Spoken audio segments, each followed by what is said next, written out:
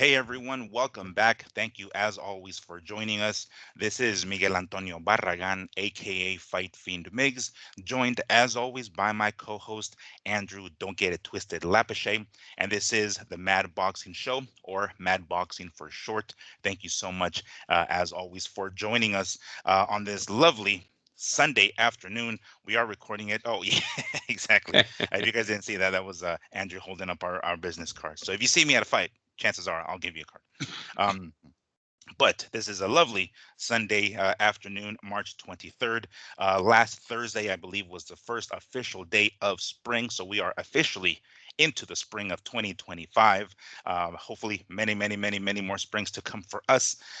And we're doing it on a more of an afternoon. We normally tend to record later on in the evening on Sunday, but Andrew is on house arrest right now. He's on call, so he ain't leaving his house. So he hits me up while I'm still sleeping, saying, "Dude, early show." I'm like, "Okay, yeah, okay, early show. Let's get cracking, like it. Let's do it." So we're recording this early in the afternoon, and we got plenty to talk about. Not major news, but news here and there, things primarily outside of the ring that we want to talk about. Everything from the results of Saturday night's fights with Cambosos, and then later on with Fundora.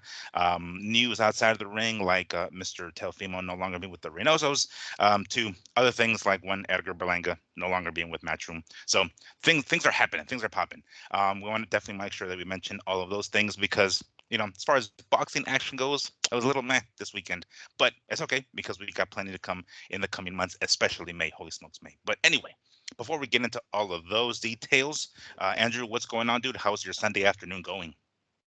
Oh, you know what? Very good. Like you said, house arrest, kind of boring. But I cleaned up for my wife. She should be seeing it right now. She's walking in.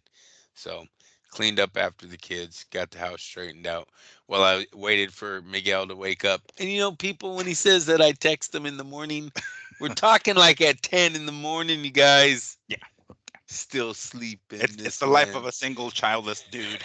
You know, I went to bed like at 3 a.m. Yo, I was watching Oh, fights there on you the go. card. Yeah. So it's much easier for guys like myself to be like waking up at like noon. Like what does he say? Looking at the phone. So sorry. If I was away earlier, I'd totally do it. I'd get it cracking like an earlier, but Yeah, very good. No, so yep, that's what I did. So yeah, boring weekend, but hey, gotta do it every once in a while. yeah, no, I totally hear you. So I definitely want to make sure that I mention this, y'all, before we continue. Next week, I'm gonna go. Next weekend, I'm gonna go on a camping trip out to Joshua Tree National Park. I'm gonna be out there like a feral motherfucker out there camping and shit. Hacking up wood like one uh Paul Bunyan. But that means I'm gonna be out. I'm gonna be out off the grid for a weekend. I'll be back Tuesday, so we won't be Are able to there any record on fights Sunday. next weekend? Let me see. I'm gonna check my calendar. Oh yeah, the Cepeda and Tevin Farmer rematch. That's gonna be on DAZN. Let's see here, and then Michaela Mayer and that Samantha Ryan. I think her name is. No. Oh shit. What's her name? Samantha? Nah, I forgot her first name. But the Ryan, the rematch. That one girl that got paint thrown on her by Oh yeah. right? So anyway, but we're gonna have that rematch on ESPN Plus, and then I believe on DAZN is gonna be the Tevin Farmer and William Cepeda rematch. So two rematches that this weekend coming up. So one on DAZN and one ESPN Plus. But I'll definitely be catching those as soon as I get back into town. As a matter of fact, probably while I'm driving back into town, as soon as I got a reception, I gotta admit, I do what Andrew says sometimes. I'll be like driving, like, looking at the phone. I'm like making sure, catching the fights. Like, oh, dang, this didn't happen. But nonetheless, we'll definitely go over those next weekend. But just a heads up, we won't be recording on Sunday the way we normally do. Those chances are I'll be coming back into town Monday, so I'll be stressed like a mother. Well, not stressed, but like tired. From the holding on, white knuckling the um, steering wheel. So just a heads up there, we're going to be recording next Very Tuesday. cool. So we will definitely do that, and maybe I'll post some pictures on our not Instagram, but Facebook. I'm so used to saying Facebook. I'm so used to saying Instagram. I mean, but we got some stuff to talk about. First and foremost, to appease our good buddy slash critic, Sam Navajaro, out in Australia.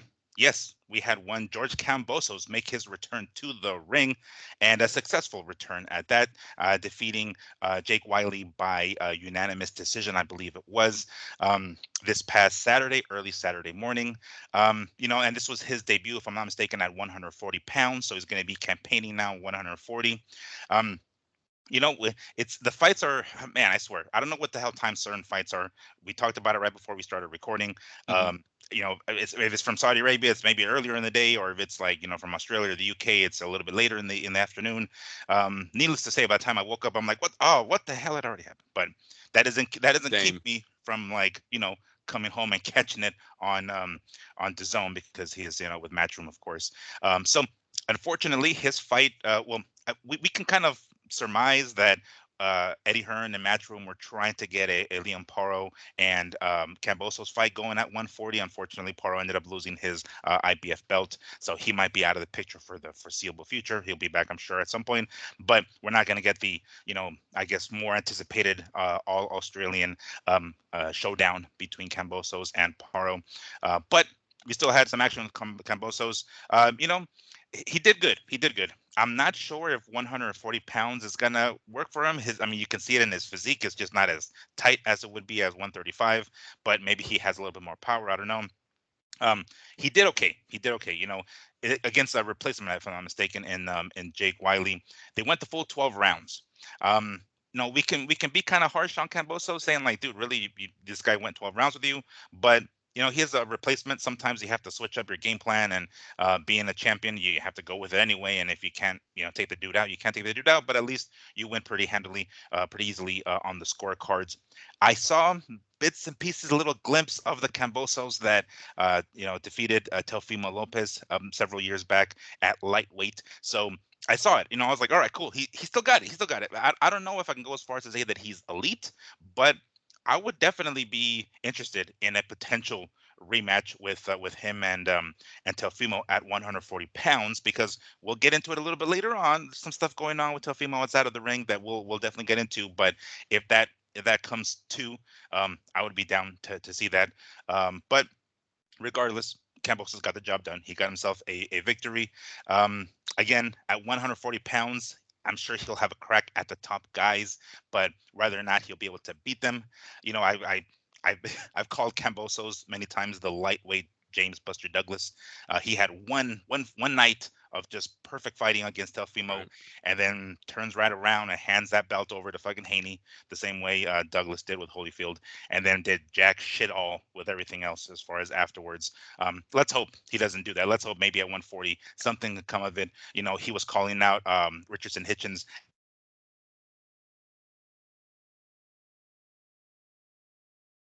as one of his favorite Cambosos. So congratulations to him. He got himself a victory. Um, Andrew, I know you got up a little bit, or I was just say you found out about the fight a little bit later on. I am sure you were already awake, but with your kids, I'm sure you were already awake early in the morning to catch it, but you kind of forgot about it because it's kind of the way it is with these early DAZN cards sometimes. Well, yeah. I didn't expect the main event at 11 a.m. You know what I mean? The zone. I didn't see them even post that on their webpage, Instagram, Facebook at all. That it was going to be at 11 a.m. in the morning. So missed it. Didn't matter. Don't know if I would have watched it, even if I would remembered. To be honest with you, listen. This Yeah. is a replacement. This is a Hmm. man named Jake Wiley. Willie or Wiley? No, Wiley, you got it. That's right. It's Wiley's Wiley. right. All right. Yeah. Decent record, but dude, Camboso should have won this fight. He should have won probably by a spectacular performance. Doesn't sound like it was. Sounds like he won by a decision. Hmm. Rumors are it wasn't as successful, even though I'm not holding that against him. That's a replacement fight. Yada Commercial yada. success, you meant to say. Commercial success, yeah. Hmm. I think you see. I don't know if you noticed, but they already announced that the Hitchison fight will be in New York. I think we talked about that. Like Saturday night or Saturday morning, it might be in Australia. Hmm. Once Eddie Hearn sees the gate isn't anywhere where it was supposed to be, maybe Sunday morning it's not in Australia. And here I am announcing that the ring the Ring magazine is announcing New York is what they're gunning for on that fight. So Kambosos moves on with one more fight, bro. That's really all he has, right? He's not been successful in his last few fights against the elite of the division. Um, Tickets aren't selling in Australia anymore because he's not winning. Last night didn't, or yesterday morning here, I guess last night in Australia Right. didn't do him any favors. Going to decision. What is this, like his, I don't know, 12th decision in a row? The guy's like 12 rounds guaranteed. Don't ever bet the under unless you're betting him He to. might have been stopped by I was Lomachenko gonna just earlier say too. that. Yeah, yeah, But besides that, yeah, there were pretty much all the decisions. Yeah. yep. So, so, and he might have went 12 rounds though, so he still might get the over, dude. Remember, Mm. it's 11 and a half, or it's 10 Oh, and a half, or some shit. So he yeah. still might have gotten it, dude. Yeah. But anyways, um, um, yeah, that was a no-win situation. Only way he wins, bro, he knocks him out, got the crowd on their feet, freaking, and calls out Hitcherson. Right now, all he is a stepping stone for the champ. So Mm. that's That's kind of what I was going to ask you. Like, how do you think he matches up? I mean, he has at least a mental edge over Teofimo. We'll see how Teofimo is, and again, I mentioned we'll talk about him a little bit later on because of the things that are going on no outside of the ring. Hitcherson, right? He's Oh gonna yeah, fight he's gonna fight Hitchens. Yeah, no, Richardson Hitchens. Fuck, that's what Hitchens. Yeah, Hitchens. he's Gonna supposedly fight that's him. yeah, he was calling them But out you after. said Lopez. Yeah, well, you don't know. I'm just saying like how he compares against the other champions. Lopez being the one that he has a victory over already. So like at least he has a mental edge over him compared to Hitchens or any other 140-pound champ. But yeah, that's pretty much what I was gonna ask you. Like how he would match up against those other dudes. I mean, Hitchens, we'll see how that goes. But do you think if we get a Teofimo and Cambosos rematch that it's the same result, the same end result? Um, a lot of people say that Lopez was injured during that fight. Hmm. So because Cambosos hasn't done shit since it, let's give Lopez the benefit of the doubt that the rumors are true. Mm. You add on that the weight disadvantage that Lopez says he was having that night by not being able, he was dying to make the 135 division, I guess, when on the night of that, that the week of that fight. So, excuse me, no, it doesn't mean the rematch would be the same outcome. Um, don't think that's going to happen though. I think Eddie Hearn had a plan to get Hitchison a stepping stone fight. Mm. And Hitchens, is that it? Am I saying it Hitchens, right? yeah, Hitchens, because it's Hitchens, damn it. his first name is Richardson, so that kind of throws us off. But it's Hitchens. Hitchens. So yeah, that I think it was always supposed to be him as a stepping stone. Mm. Now, the whole Australian selling tickets, that was just a bonus in the angle, right? Mm. Like, man, and he's like Arturo Gatti of Australia, right? He's like, Yeah. he loses, but he still sells 10 million at the gate. So fucking, he's awesome. He obviously didn't pull that off. He didn't pull that off this time, but we can't really knock him. Mm. Eddie's got he's got a little pattern right now going of terrible opponents. Berlanga's prison fucking 10-year stunt guy last week. Yeah. That dude looks special ed, bro. That looked like Berlanga's slow cousin, bro. He didn't Yeah. belong in the ring, man. That looked like the yellow bus comes to pick him up at school, dude. It's like the Edgar haircut. So it's like What he the fought fuck Eric, was he fought Edgar, but he's the one that had the Edgar haircut kind of fighter, the taco truck vending and machine guy. and then Eddie kind of like admits that he did it on purpose because he doesn't sign. So why am I? The whole thing's bad, especially when you got. And I'm not. All I'm saying is it just looks bad on the belts when you got Dana and Turkey talking about the belts are corrupt and all this. Then they literally like the same next weekend or so we see this guy as a title defense and not even a title. Oh no, this was the NABO, but it's connected to Yeah, the WBO, correct? it is connected to All right. WBO, but Berlanga didn't make weight. So Berlanga regardless, it doesn't was make weight. yeah. They sanctioned this fight. Whoever sanctioned it because the NBA NABO was connected before he doesn't make weight, right? Mm, So it was mm. still sanctioned by them. He doesn't make weight. They allow him to bring the belt out anyways. Yeah, and then hold it while he's in the ring. Um, well, I guess so. We can close the door on the topic of Cambosos for the time being. But so Cambosos good. All right, great victory. We'll see what comes next. Hopefully another fight with Hitchens. But on to the next topic. Yeah. So now Edgar Berlanga is officially a free agent. I forgot how many fights he had with Matchroom. I want to say it was 4. He had 2 against basically what we call the tomato cans, right? That's what Eddie Hearn goes into his fucking pantry of English tomato cans and says, "All right, let's throw some of these guys at Berlanga." 2 dudes. I want to say it was 1 for sure. Might have been 2. And then ultimately this fight eventually with Canelo. And then this, I want to say this was the 4th fight and the last fight of the contract. So he's a free agent now and doesn't look very good. I mean, and when I say doesn't look, I mean he comes in to completely mop the floor with this overmatched dude, right? So obviously he was going to win, and in that same fashion. So we can, we just talked about Camboso's not winning in the best, most impressive fashion, but Berlanga did exactly that. He was supposed to come out and mop the floor with his opponent, and he most certainly did. Didn't really look good on the scale. He was a pound or a pound and a half over, something like that. Basically, he disqualified himself from winning the belt, this vacant whatever NABO belt, and he still gets to wear it in the ring after the fight. Talking about free agency and having this conversation with Eddie Hearn in the ring. So you were saying Eddie flat out said like, yeah, we kind of did this shit on purpose to if this Oh is the yeah. last fight with us. I don't remember hearing that. Did he said that like was it on the video? Was it on the ring or where'd you hear that? Yeah, it's definitely he's on video saying that he didn't have he knew he wasn't going to sign him, so why would he put money behind a fight, which I think is totally ass backwards. Mm. If you have a marketable fighter and you can make good money on him, wouldn't you have like tried to do a Caleb Plant fight on pay-per-view? Maximize your profit and then cut him loose. And both of you guys can shake hands. He made a hell of a check. Maybe he comes back to you in the future like, you know what? You did me a solid before I left.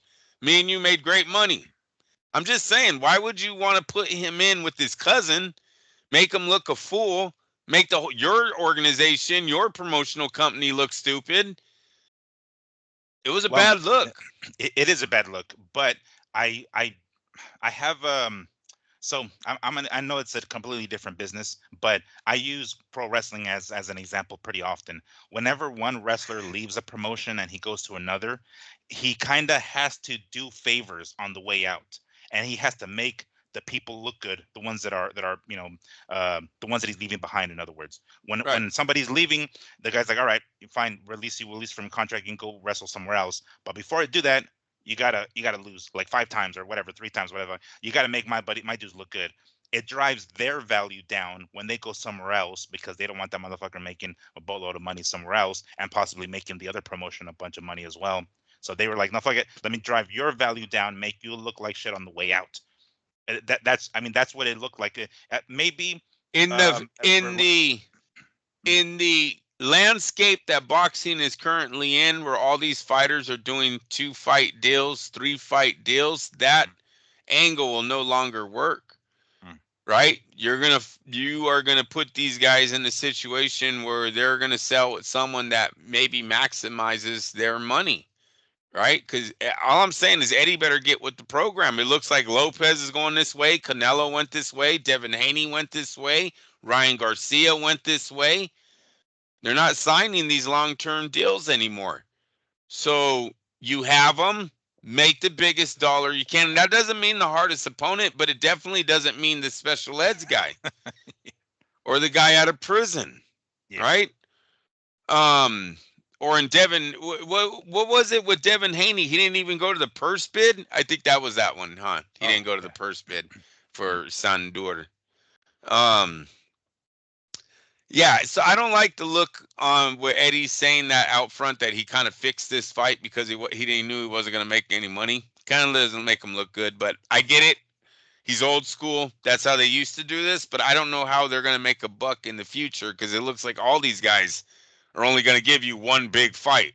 So what is it? You're signing them for one big pay-per-view and then fuck them as soon as they leave? It's always a FU fight? Well, that's now just a waste of a fight, right? I shouldn't even pay for their last one then. Bad business. It just looks dumb. I think they can make some money.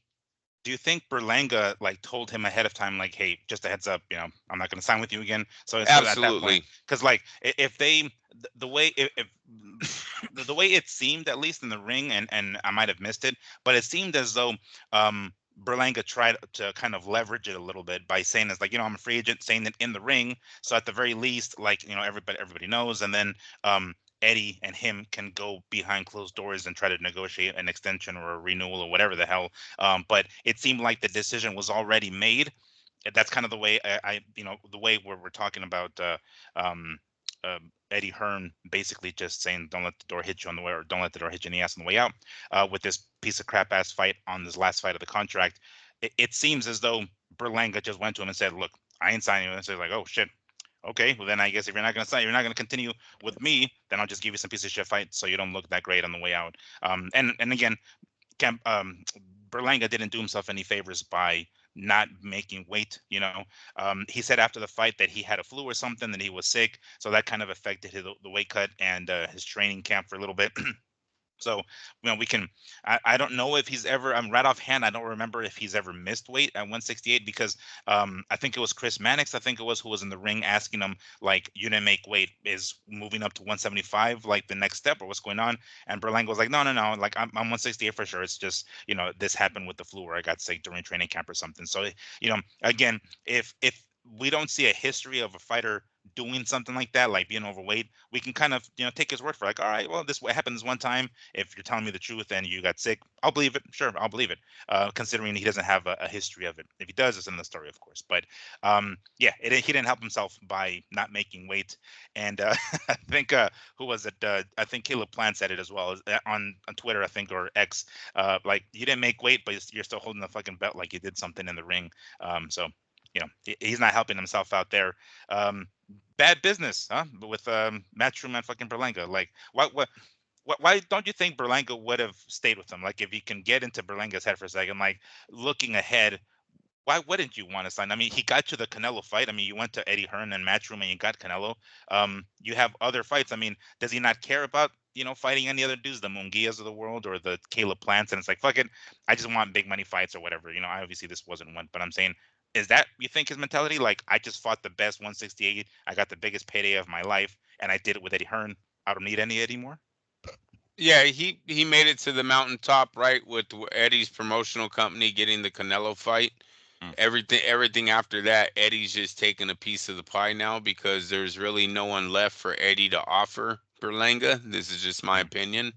Um, their egos are big enough to think that they can do this next deal on their own. So why give a percentage of it up to somebody? And I look for them to go into the PBC and start trying to work the Canelo angle where they're just striking these little 2 fight deal, 3 fight deals with L and fighting the Charlos of the world and fighting the Caleb Plants of the world and maybe even throwing a Lara in there. That's very sellable on the East Coast, at the mm, Barclays Center. Now, for all this to happen, it's got to be a perfect world and Berlanga's got to win the fight. Unfortunately, I don't know if Berlanga's that guy. Sorry. But, he hasn't shown to be the new Miguel Cotto or Felix Trinidad of this era, right? mm, So we can talk the talk and the potential's there. He has the record. He only has one defeat, got good knockout power. The potential's there. Is the dedication there? You know what I'm saying? mm, Is the right training there? The right trainer there?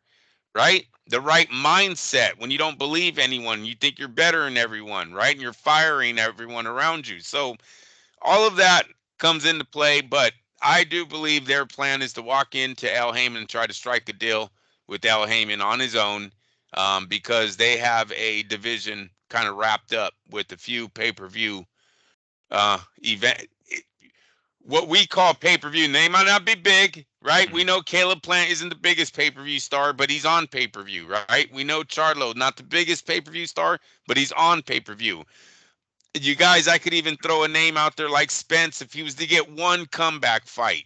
potential. He's even there for Berlanga, right? Um, all this is there for, and then Lara, even a Lara fight moving up. Lara moving up one more time to fight him, and just a money grab. Hey, this is a matchup, and I think a very sellable fight. I really think it could sell. Yeah, Um, Cuba versus Puerto Rico, right? That'll sell. that'll sell, right? Mm, So he has potential there. He's just got, he has to keep winning, and that's where the, I don't know. I don't know if he can keep winning all those. Caleb Plant might derail him the first one, right? Now we're on the Caleb Plant train. But where do you plant Caleb Plant, right? Is he a, mm, I know he's all American. I guess you'd say all American, but he's never really tapped in. He's not like the Kelly Pavlik, right? mm, Where remember Kelly used to bring him out. He had a little fan base going before he got derailed himself, but mm. the wheels were moving already on Kelly Pavlik before he lost to Hopkins. So um yeah, if it goes over to Caleb Plant, I don't know what PBC does. If they can keep Caleb away, maybe Edgar has enough power to beat Charlo and Lara and these other super middleweights that Al Heyman has, for him to gobble up real fast. Um, the end fight for Berlanga is potential what? I don't Perfect know. world. Perfect world. What's the end Oh, fight for Berlanga? for him, well, a rematch with Canelo. That's what he would want. I would say Benavidez. What, really, going up to 175 in Benavides? He's big enough, right? Oh no, He's well, big yeah, that's true. enough. I guess that is true. Yeah. Just say I just talk. He annihilates the list we just said, right? Four Okay. fights. He's still undefeated. Got all their titles. Don't you think if Benavidez is up there still making noise at light heavyweight, Al Heyman's like, yeah, that's Al Heyman's. To me, that would Yeah. be their big fight. And I mean, that's Mexico, Puerto Rico. If Al could somehow keep Benavidez undefeated at light heavyweight for the next year or so. So Mm, there is opportunity for these guys, and that's where I see Berlanga going. That's why I think he passed on Eddie Hearn in Matchroom. He has made it to the top. Eddie Hearn gave him mm. all the, well, he didn't give him all of them. He didn't do a Canelo like white guy wipeout, but he Right. went through a few white He guys. did. He Then did. yeah, then he He went gets, into. That's what I'm saying. The tomato cans, the English tomato cans. He went into the. yeah, He went to the pantry and said, "All right, I'll give you a couple of these guys before you. I'll give you Canelo." yeah, yep. Yeah. Everyone won. Now we Um. move on. Yeah. So, because someone else out there kind of floating around is Jaime Munguia. He's going to be fighting on the Canelo undercard next month, or in May, I should say. That's another Mexico Puerto Rico one, right? I mean, does it mean he goes with Golden Boy? I don't know if he'll go that far and go sell it up, but he'll do like maybe a 1 or 2 fight deal, perhaps, maybe. Sort of depends on where his mind is, but I'd be down for that one. Granted, I don't think well, okay. I don't see Berlanga beating Plant, but I think I can see him beating Munguia. I mean, this is Munguia's. I guess it'll be his first fight with. He hadn't been with Reynoso's before, right? No, because he fought Canelo some time ago. So if Right. I can remember correctly, it'd be this the rematch with Suras is going to be his first fight with the Reynosos. Mungi, I'm talking about. Let's see if he's a different fighter. I don't know. I doubt it, but let's see what he brings to the table at that point. But I think if we're talking about the same Mungia, I think Berlanga could beat him if it's the If same Mungia. if Mungia would not have gotten knocked out by Saras, how do you say it? Yeah, yeah, Saras, yeah. Saras. Okay. If he wouldn't have lost that fight, maybe then we would be talking about a two-fight deal struck with Eddie Hearn all over again, where Mm, he gets the Mungia fight, and then I guess we get a bullshit fight against him, against some fucktard. So maybe that would have happened. But instead, listen, Mungia is out of the picture right now. He's not selling a pay-per-view. He's not. I don't even know if he's selling a ticket, man. The guy got knocked out cold. The other fight, he loses to the number one Mexican fighter in the world right now. So all the Mexican fight fans know Munguia isn't him, or he's not, doesn't even have the potential of being him anymore.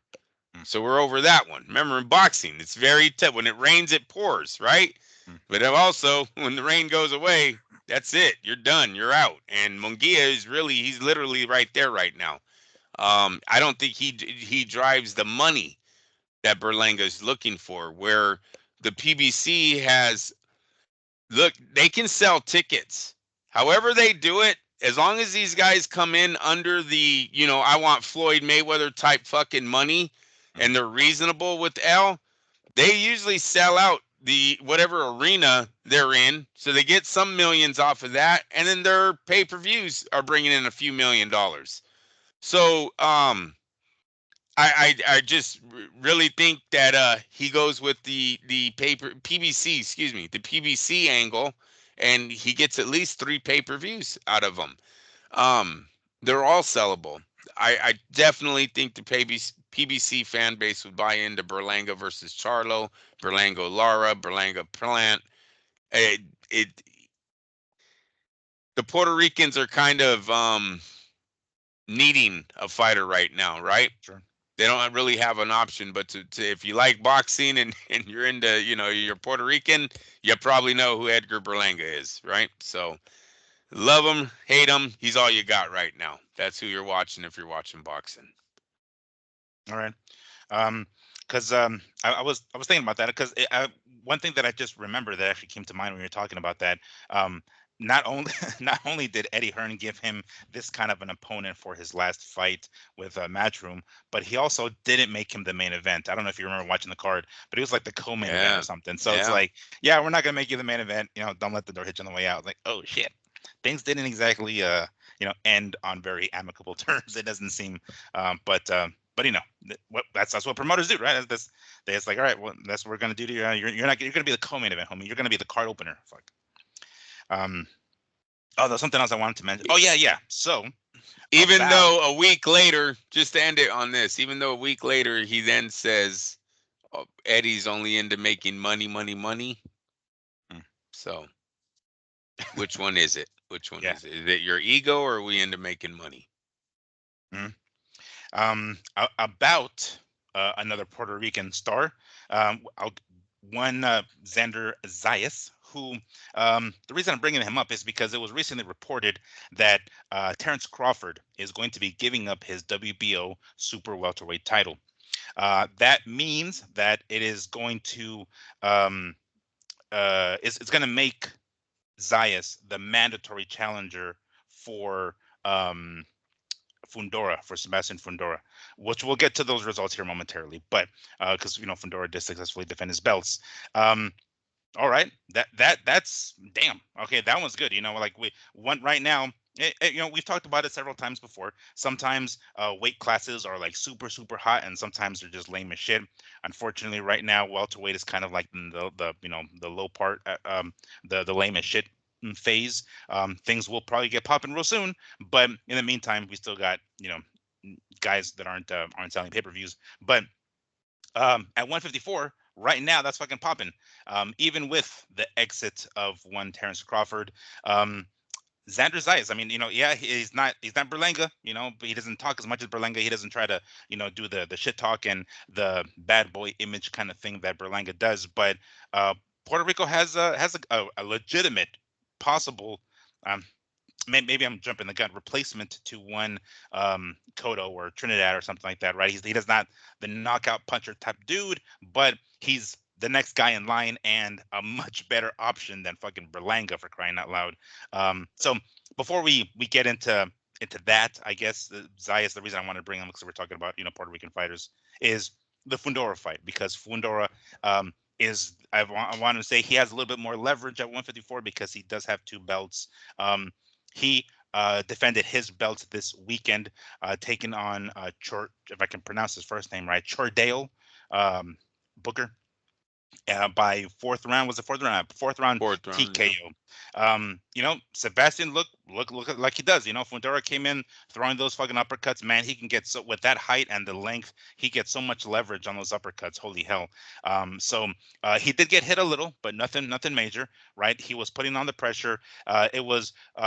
It looked early on like he wasn't really like cutting off the ring on Booker, but it was okay because he was still landing his shots. He didn't need to cut the ring as much. Eventually, those shots started to slow Booker down, forcing him to kind of stand in front of Fundora long enough for Fundora to land his shots and ultimately getting the stoppage in the fourth round. Pretty impressive victory.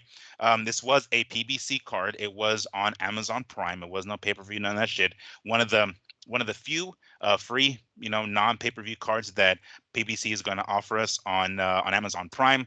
When I say free, I mean if you already have the Amazon subscription. If you don't have it, I don't know how else you can watch it. But if you have the Amazon subscription, like you would any Showtime or HBO subscription, you get it for free. You don't have to pay for pay-per-view. But it was here at the Mandalay Bay, what is now called the Michelob Ultra Arena. They did a pretty good job of kind of, PBC I'm talking about, not really shining a lot of light into the crowd because there was a lot of empty seats. It looked like it wasn't that fucking full. I don't know if you noticed that, but they did a pretty good job of trying to cut it, because every time the camera will zoom in on a fighter or something, right? I can kind of see off in the distance, and the seats being empty. I was like, all right, well, I don't know how successful commercial success that was, but hopefully a lot of people did tune in to watch Fundora. Andrew, what did you think of Fundora's performance? I thought he looked good. I agree with you about the leverage thing. I think we've talked about that before. That's been, that's one of his advantages he has. What do they call him? The tallest boxer now in the world No, no, no. in profession. The tallest current champion, like the tallest current Yeah, heavyweight. out of the heavyweights too, right? Because Tyson Fury's retired. Oh, oh yeah, yeah. Well, yeah, and Tex Beer doesn't have a belt anymore, so Oh yeah, there you go. So crazy. I didn't know he was yeah, taller than all the heavyweights too, man. Like that's a yeah. crazy stat. 154 pounds, the tallest fighter in the game, or champion in the game. Mm, Um, it's yeah, he looked dangerous. He looked good. We got to remember the Mendoza fight, right? The mm, taller they are, bigger they are, the harder they fall. He definitely showed that in that fight, but last night he didn't. Um, so I'm not. I guess what I'm saying, I'm not going to exaggerate too much or go over the top with how good he looked, because I have seen him beat. You said the head movement wasn't there right away, so he's got flaws, but he's very interesting. mm, Um, as far as being a ticket seller, I've never seen him have that potential. If I'm not mistaken, he's mixed. He's not full blooded. mm. He brings out two flags. That's never a good look in boxing. I'm sorry, people. Boxing is a little bit of racism when it comes down to Prejudice. Hmm. yeah, yeah. It just the whole two flag thing. No one really likes to see. Now you could do the American with whatever you're from. That's cool. It's all the other stuff. Sorry, I don't want to get all involved. I don't want to get too much into it. Yeah, like I don't want to scratch too much into that. Yeah, usually you just pick one and run with it. Mm. So I believe there's that angle on him. He is from America, correct? Yes, from Coachella, Born here, California, if I'm not mistaken. born here. Yeah. So there's a lot of reasons why he's not a ticket seller yet. Give him a few big wins. Hopefully that'll change. Maybe it won't though, and that's just that's tough luck. But I never seen Fundura as potential big ticket seller. So I'm not like totally surprised that they didn't get a big following. I was surprised that it was in Vegas though, this fight, Mm, right? So L tried. He tried with them. He put them on a main event, put them in Vegas under the big lights. The fans didn't respond. So we'll see what that means for his future. But the future still looks good because, like you said, they're not $1 million fights, but they all have the potential of doing good views. Hopefully, with the diehards, right? mm, And now we're not just talking American, as in casual Americans, but you're talking casual Mexican American fight fans, casual Puerto Rican Mexican American fight fans, right? All of them turning into a Zayas Fundora matchup, or even a Zayas Ortiz, because I gotta say, Virgil looking so good the way he looked in his last fight, he's ready for either one of these guys. Those fights have potential to get some eyeballs on them, right? Because they're both come from heavy backing fan bases. So yeah, the 154 pounds getting there. They're getting there. It wasn't the ordinary way, right? There was no passing the torch. We see none of mm, these men beat the likes of Spence or beat the likes of Terrence Crawford. But if all three of them do fight each other and one comes out unified, we will get a new king of the 154 division with an honest road there too, because I think Zayas, Ortiz, and Fundora are all ready for these matchups that are ahead of them. And let's not forget, who, if I can pronounce his name right, Morata Zayev, the dude who beat Tim Tszyu, basically, who like mopped the floor with Tim Tszyu. That And guy really, is.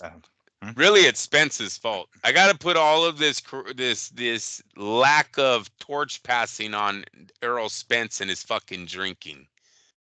So But well, Spence, why Spence? But he never got the fight with Floyd. He always gave us that bitch angle about Floyd's his dad or his fucking big brother, and he's not gonna do it.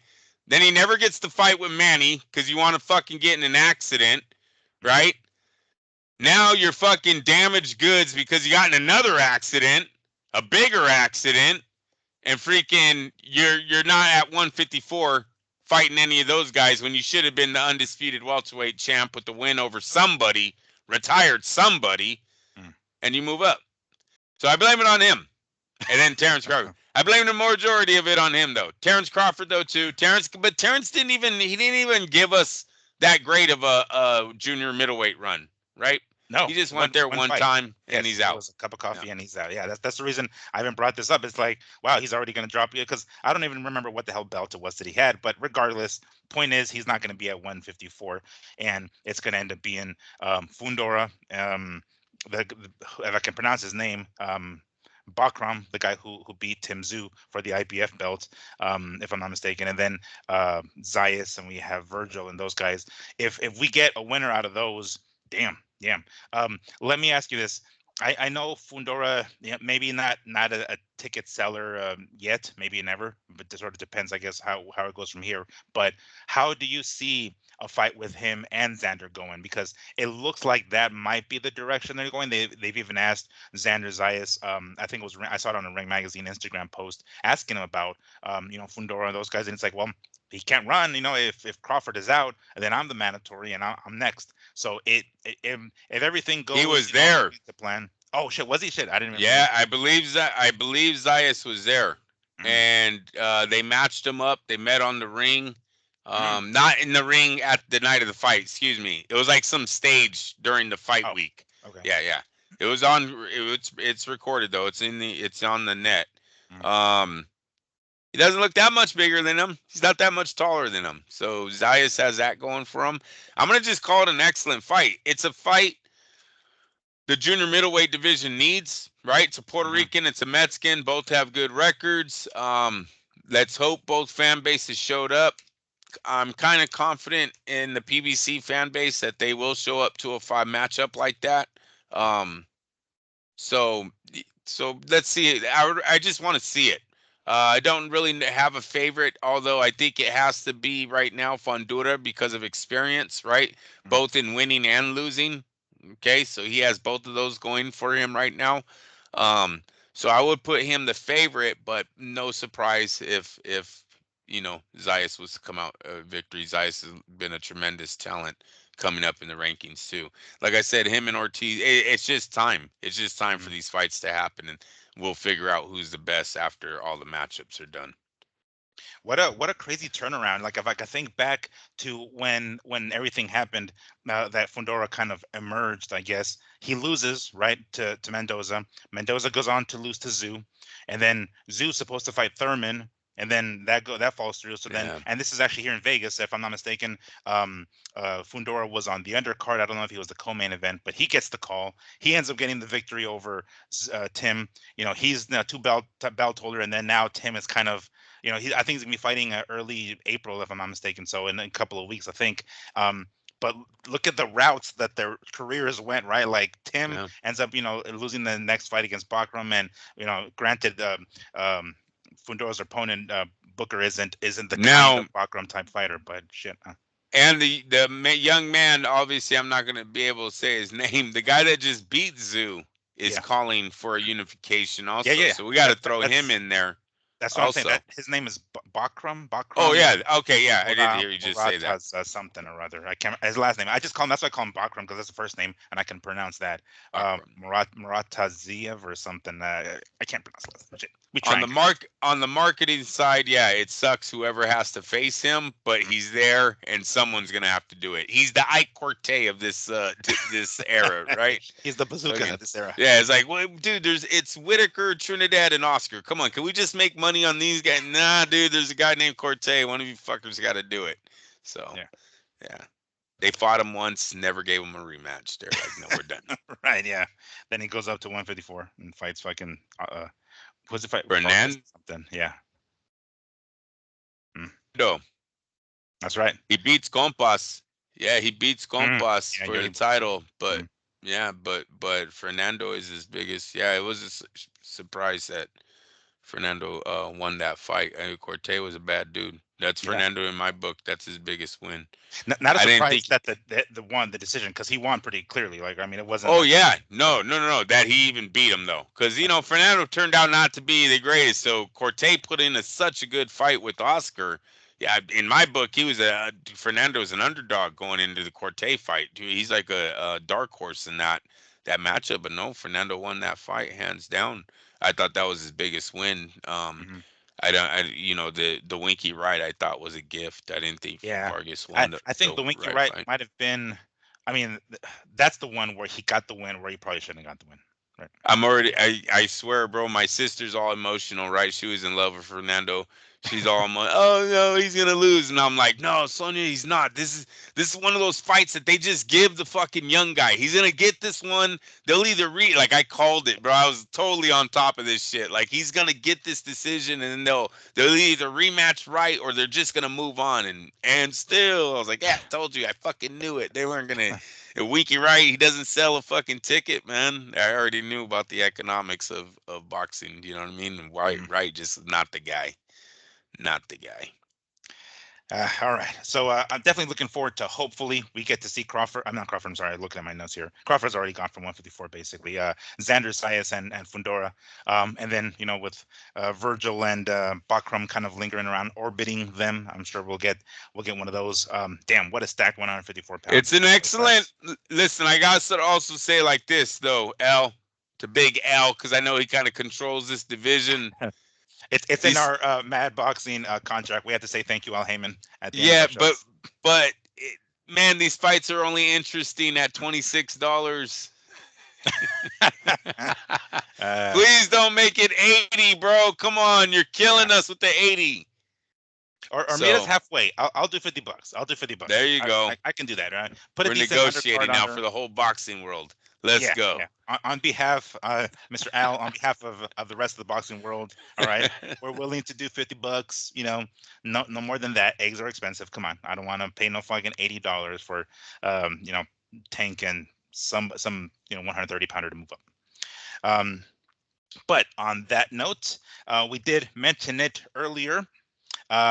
We talked about the May being a pretty stacked, or at least early May, boxing heavy month with the Ring magazine card in Times Square being on Friday, and then Canelo fighting on Saturday, and then even Inoue on Sunday.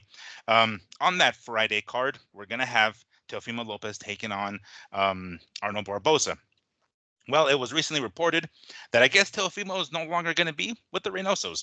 Let me go ahead and read this quote that I was able to find online here from one Teofimo. He says, I don't know if we did something wrong or if they're just focusing on themselves right now.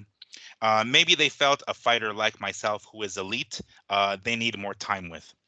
It doesn't make sense, whatever the case may be. We love them. We appreciate them. This won't be the end of our story with them. They are just in tunnel vision right now. He's probably talking about Canelo and focusing on William Skull. Um, am I disappointed about it? Yeah, I take it as competition. So basically, he's no longer with the Reynosos. We have heard rumblings of it over the last couple of weeks. We don't know if he's going to be with them, especially with Ryan being there or kind of sort of being there, whatever the fuck Ryan is going to do now. But apparently, we got at least a temporary split between Teofimo and Team Reynoso's. Um, Now, the reason I'm bringing this up, number one, because it's obviously news, but also we talked about it earlier with Cambosos getting a victory, and we don't know where Teofimo's mind is. If we see down the line some sort of rematch with Cambosos and Teofimo, where the hell is his mind going to be? This is kind of a big fight for Teofimo going into this fight. Yeah, granted, it's not his biggest name opponent, but Barbosa is a very, very dangerous fighter. And I think the last thing that you want to do going into a fight like this is to have to change training camps or change the team, the trainers, so on and so forth. We are a little over a month away from this fight. I think 6 weeks now, maybe 5. This doesn't look good. When stuff like this is going on outside of the ring, it oftentimes shows up inside of the ring come fight night. This could be in Arnold Barbosa's favor, but Andrew, what do you make of this? What do you make of this of him? Like, what do you think the reasoning is, in your opinion? And what do you think of him leaving the Team Reynosos? There's many angles that the Reynosos and Canelo could have came to a I final want to hear them. I want to hear decision. them all. I want to hear them all. Um, to drop Telefimo. Obviously, you have the racist jokes that he was doing Mm, leading up to this press conference. And then when he was approached by media members, kind of didn't back down, didn't apologize. Um, made it like it was a big joke. Uh, Maybe Canelo got pressure from other sources, right? You don't want to be mm, associated with this guy. Had a platform to back down and doesn't. Had the opportunity to mm, double back and didn't actually double down. I guess you would say on it. Um, there's that angle. There's the angle of me and you talked about numerous times him being just a showman now and not really serious about his career. mm, Do you want this type of character in your stable, in your environment, right? When everyone can see. I don't like talking shit, but we all hear the rumors about the bad habits that he or his father might be bringing into the camp, right? mm, They don't want that. They just seen things, right, during this press conference that they didn't like, and they decided to move on. Now that's all hearsay. That's me throwing shit at the sure. wall. You said that you want to hear them all. I'm giving you all the angles. The other one could be Canelo's getting older and just told Reynoso, hey, I need a little bit more attention on me because I can't take another defeat. So it's me and fuck everyone. I think Manny did the same thing to Freddie when he got older, right? Was like, Mm, I'm tired of you spreading everything out. We need to worry about more about me. So maybe it was that too. Canelo just demanding more, and Reynoso's owe that to Canelo at this age of his career. Um, Pay close attention to his training, his diet, his lifestyle, everything, because Canelo is over the hill now. He mm, is coming down. So maybe that's what it was. There are many angles on why. Let's say it was never a good fit, anyways. I'm going to tell you that. I never liked it. Although we have talked about the Lopez's needing to find a trainer to help him grow, that I thought him and his father had capped out, right? They had mhm, reached the top of where they were going to go together. Didn't mean dad had to go away, but mhm, just acknowledge that you need a new trainer. I never would have picked the Reynosos for the guys to do it. Um, mm, so so yeah, and it is scary going into a Barbosa fight, a guy who absolutely knows what he's doing right now. He's kind of hot right now in his career, to go in them kind of lost, not knowing uh who's going to train you for the fight. Obviously not having that much, and I'm not trying to start shit, but obviously not having that much confidence in your trainers that you have right now. mhm. That's why you were going to the Reynosos. So, and that's a good thing. I think a lot of people in the media called for this change to happen, but now the clock is ticking. We need to pick a trainer. We need to get to the gym. We need to start getting ready for Barbosa. Yeah. What about the Ryan Garcia angle?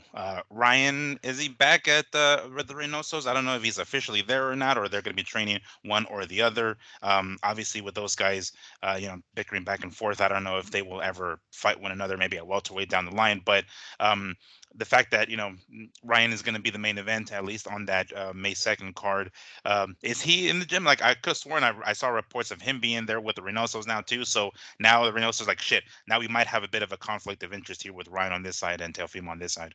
He was the first one that backed out. Ryan's excuse for backing out was that Lopez was going there. Mm, I don't know if you remember that. And I haven't no. seen a report that has reversed that where Ryan goes, "Oh, you're out. Well, then I'm going back." I haven't seen that one, but Mm, I did see the one where Ryan said, basically told Lopez. Remember, they were on stage and he like asked him, right? And then Lopez gives him some kind of bullshit answer. Oh, well, we're not. All that hasn't been decided yet. Yada yada. But mm, yeah, Ryan asked him on stage, "So are you going back to the Reynosos or what?" And I think it was at that moment Ryan then put out he wasn't going to go to the Reynosos because Lopez mm. was thinking about training there. Then Lopez pulls out, "Hey, you guys." Maybe Reynoso told both of them, and they had to do it this way to show save face, right? It was Yeah. like you pull out first, and then I'll go next. He declined us both, bro. Both of their applications denied. Yeah. We both got rejected by both these dudes. Um, all right, so going a little bit deeper, I'm looking at the current odds for Teofimo and Cambosos. Teofimo being, I'm sorry, not Cambosos. Jesus Barbosa, Christ, yeah, yeah, Barbosa. yeah. I'm sorry. I'm with you. Um, Teofimo being minus 250, Barbosa being plus 200. Um, Close fight. does this, yeah, close fight. Is that tempting? Like, especially with knowing that what's going on in Telfimo's life outside of the ring with this issue? Because, like you said, the clock is ticking. He's going to need to find a trainer or a new trainer, or he's going to go with the guys he's already with. I don't know if they're going to be willing. Like, nah, dude, you fucking left us for the Reynosos. Now, you tried monkey branching off of us and somebody else or some other fucking new girlfriend, and now you want to come back and get you up text like you want to go training. Like, no, like will they do that? Will they fucking leave him out in the dust? That's going to mean that he's going to have to find somebody else on short notice. That seems like a pretty good bet for Barbosa, no? Yeah, no, definitely. This is a positive for the Barbosa team that they're getting news. Lopez is lost right now in the midst of finding a trainer for this fight. So no, that's positive for Barbosa. I do not think Lopez is in a position like Ryan Garcia where he could win without a trainer. Where Mm, last week we were both agreeing that we think Ryan could beat Raleigh, poor Raleigh, with no trainer at all. yeah. Don't think that's the case in the Barbosa fight. So yeah, the Lopez has got to do something about that fast. When you mentioned earlier that because we have, and us, when I say we, as if we're part of the media, we kind of are, but like we have been kind of pushing for Telfimo's dad to kind of step aside and again not be completely out of the picture per se, but just not be the one in his face saying like, dude, come on, what the fuck, take him out already, we got a party to go to. Like obviously we ain't got to be Right. doing that shit, right? He need to have somebody else in there. And you mentioned the Reynosos probably shouldn't have been the choice to begin with. If you can pick who Teofimo probably should have gone with or can still go to, what kind of trainer do you think we're talking about? Like, I mean, I don't know, Freddie. Fuck, I mean, I don't know who the hell else can we at this point. I mean, we can. Would it I be? would hope they leave Freddie alone. I'm tired of people Yeah. seeing everyone punch on Freddie. Mm, Right? 20 years ago, Freddie was vulnerable to the mitt work, and now we're seeing Munguia. Isn't it Munguia that teamed up with them lately? yeah. Yeah. But he went to Reynoso after, right? He's with Reynoso Yeah. now, but it was just recently he was pounding on Freddie, and it looked really bad. It was like, dude, stop it. Like maybe that's why he moved on too. But no, don't want to see Freddie. Robert Garcia seems to be like the go-to American coach that takes in these guys that find themselves kind of in no man's land when they're at a Mm. certain point. The Nonito Donairs of the world, and who else did he take in? He took in Donaire. Who else is Garcia taking in late in his career, and I don't know. kind Did you of say just Rios guides already? them? That's later on. Rios, yeah, and just guides them. You know what I mean? Doesn't really add too much to them. They're kind of the same fighter, Oh wait, but hold on. Garcia's Barbosa's trainer. he's Robert Garcia's trainer. Oh, Yeah, yeah. Well, then that's not because I was like, happening. holy fuck, because I could have sworn I saw fucking Garcia. No, hell no, yeah, we can't go that Yeah, direction. Shit. and that's exactly why he didn't go that direction. Mm. No, that's why he didn't go there either, bro. Derek James. Um, I don't know. I never yeah, met I him. don't know how No. hot he is right now. I Mhm. don't know how hot Derek James is. Yeah, that you know what? There's reasons why he probably had to go with he had to go at least try the Mm. Reynosos, right? Mm. I didn't even think about the whole Barbosa angle on Garcia. You were just trying to put options out there, but not too many options in America. That's kind of the problem right now, right? It's Mhm. everyone and their dad. Yeah, that's true. Yeah, I mean, they've been successful. Some of them have been successful. So Some that's of the them, direction they tend to go. And if it means they can keep it in the family, obviously they're going to go that direction, right? But it sometimes, and you've talked about it as well, with Junior. Sometimes the dad has to do it himself. He's like, all right, look. I can only take you so far, dude. We gotta send you somewhere else now. I gotta step aside. This guy's gonna take you to the next level. I've taken you as far as maybe I a can take you. Guzin. There's a Yeah, name. right. Guzin's He out there had doing Garcia nothing. last. Yeah. You know, they're that's someone they can bring in tomorrow. I don't think he's affiliated with any. I haven't even seen him working with PBC as of lately. So No, yeah, and you know what? Funny that you mentioned that because I haven't seen, and this is not a trainer, but Al Bernstein. As soon as PBC leaves Showtime, like we don't have the same dudes. I mean, well, we do have some. We have Brian Custer and Mauro Ronaldo and Abner Mares and stuff like that. But I haven't seen Goosen. I mean, unless I've missed it, but I haven't seen Goosen. I haven't seen Al Bernstein. They were normally part of the right. Showtime slash PBC circle. You know, But if Lennox Lewis and you know we should be opening up with the passing of George Foreman. I oh guess we yeah, should that's part of it. That's pause. part of the. Mm. We should have opened up with the passing of Ah, George. Oh my true, true. gosh, this guy.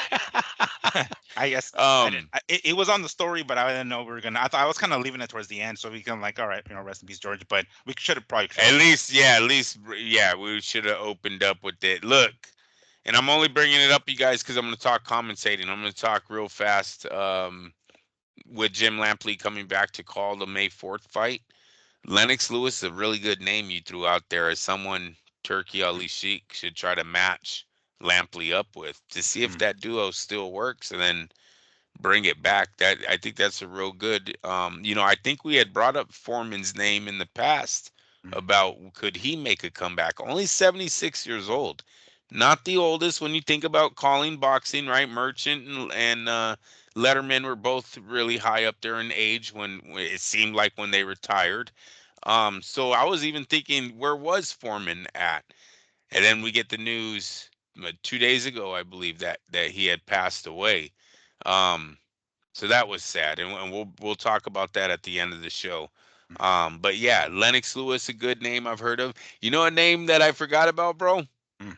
Where's Max Kellerman? Oh yeah, You that's know what I right, huh? mean? Like, what about just trying to bring him back with Lampley for this fight? And so yeah, so there's options there, but yeah, now that we're talking, Al Bernstein is. I don't know how Al and Jim would do. I don't know if both of their egos would be able to pull it off. We say the other guys because they've already worked with Jim. They know Mm, Jim's the leader, right? Even though Al Bernstein did take a back seat a lot in Showtime, it seemed in recent years. He yeah. took more of a back seat than I wish he would have, because he was the historian as far Mm, as Showtime championship boxing. He should have been the guy, right? With the mm, whole memory of everything, that night, what happened after. I wish mm, he didn't take a back seat as much as he did, but he did in Showtime. So maybe he would with Jim, but the other guys make better sense because they worked with him already. Um, so yeah, that's her. mm. All right. Yeah. So as far as trainers go, we're not really entirely sure where one Teofimo would land, but I guess it would be in Barbosa's best interest that he doesn't find one soon. So he's even scrambling even further because I mean, realistically. even if he does find one fucking today, like 10 minutes ago, he finds one and gets training camp Yeah. going and pulls off training camp. Okay, fine. He goes through the whole training camp with his new trainer.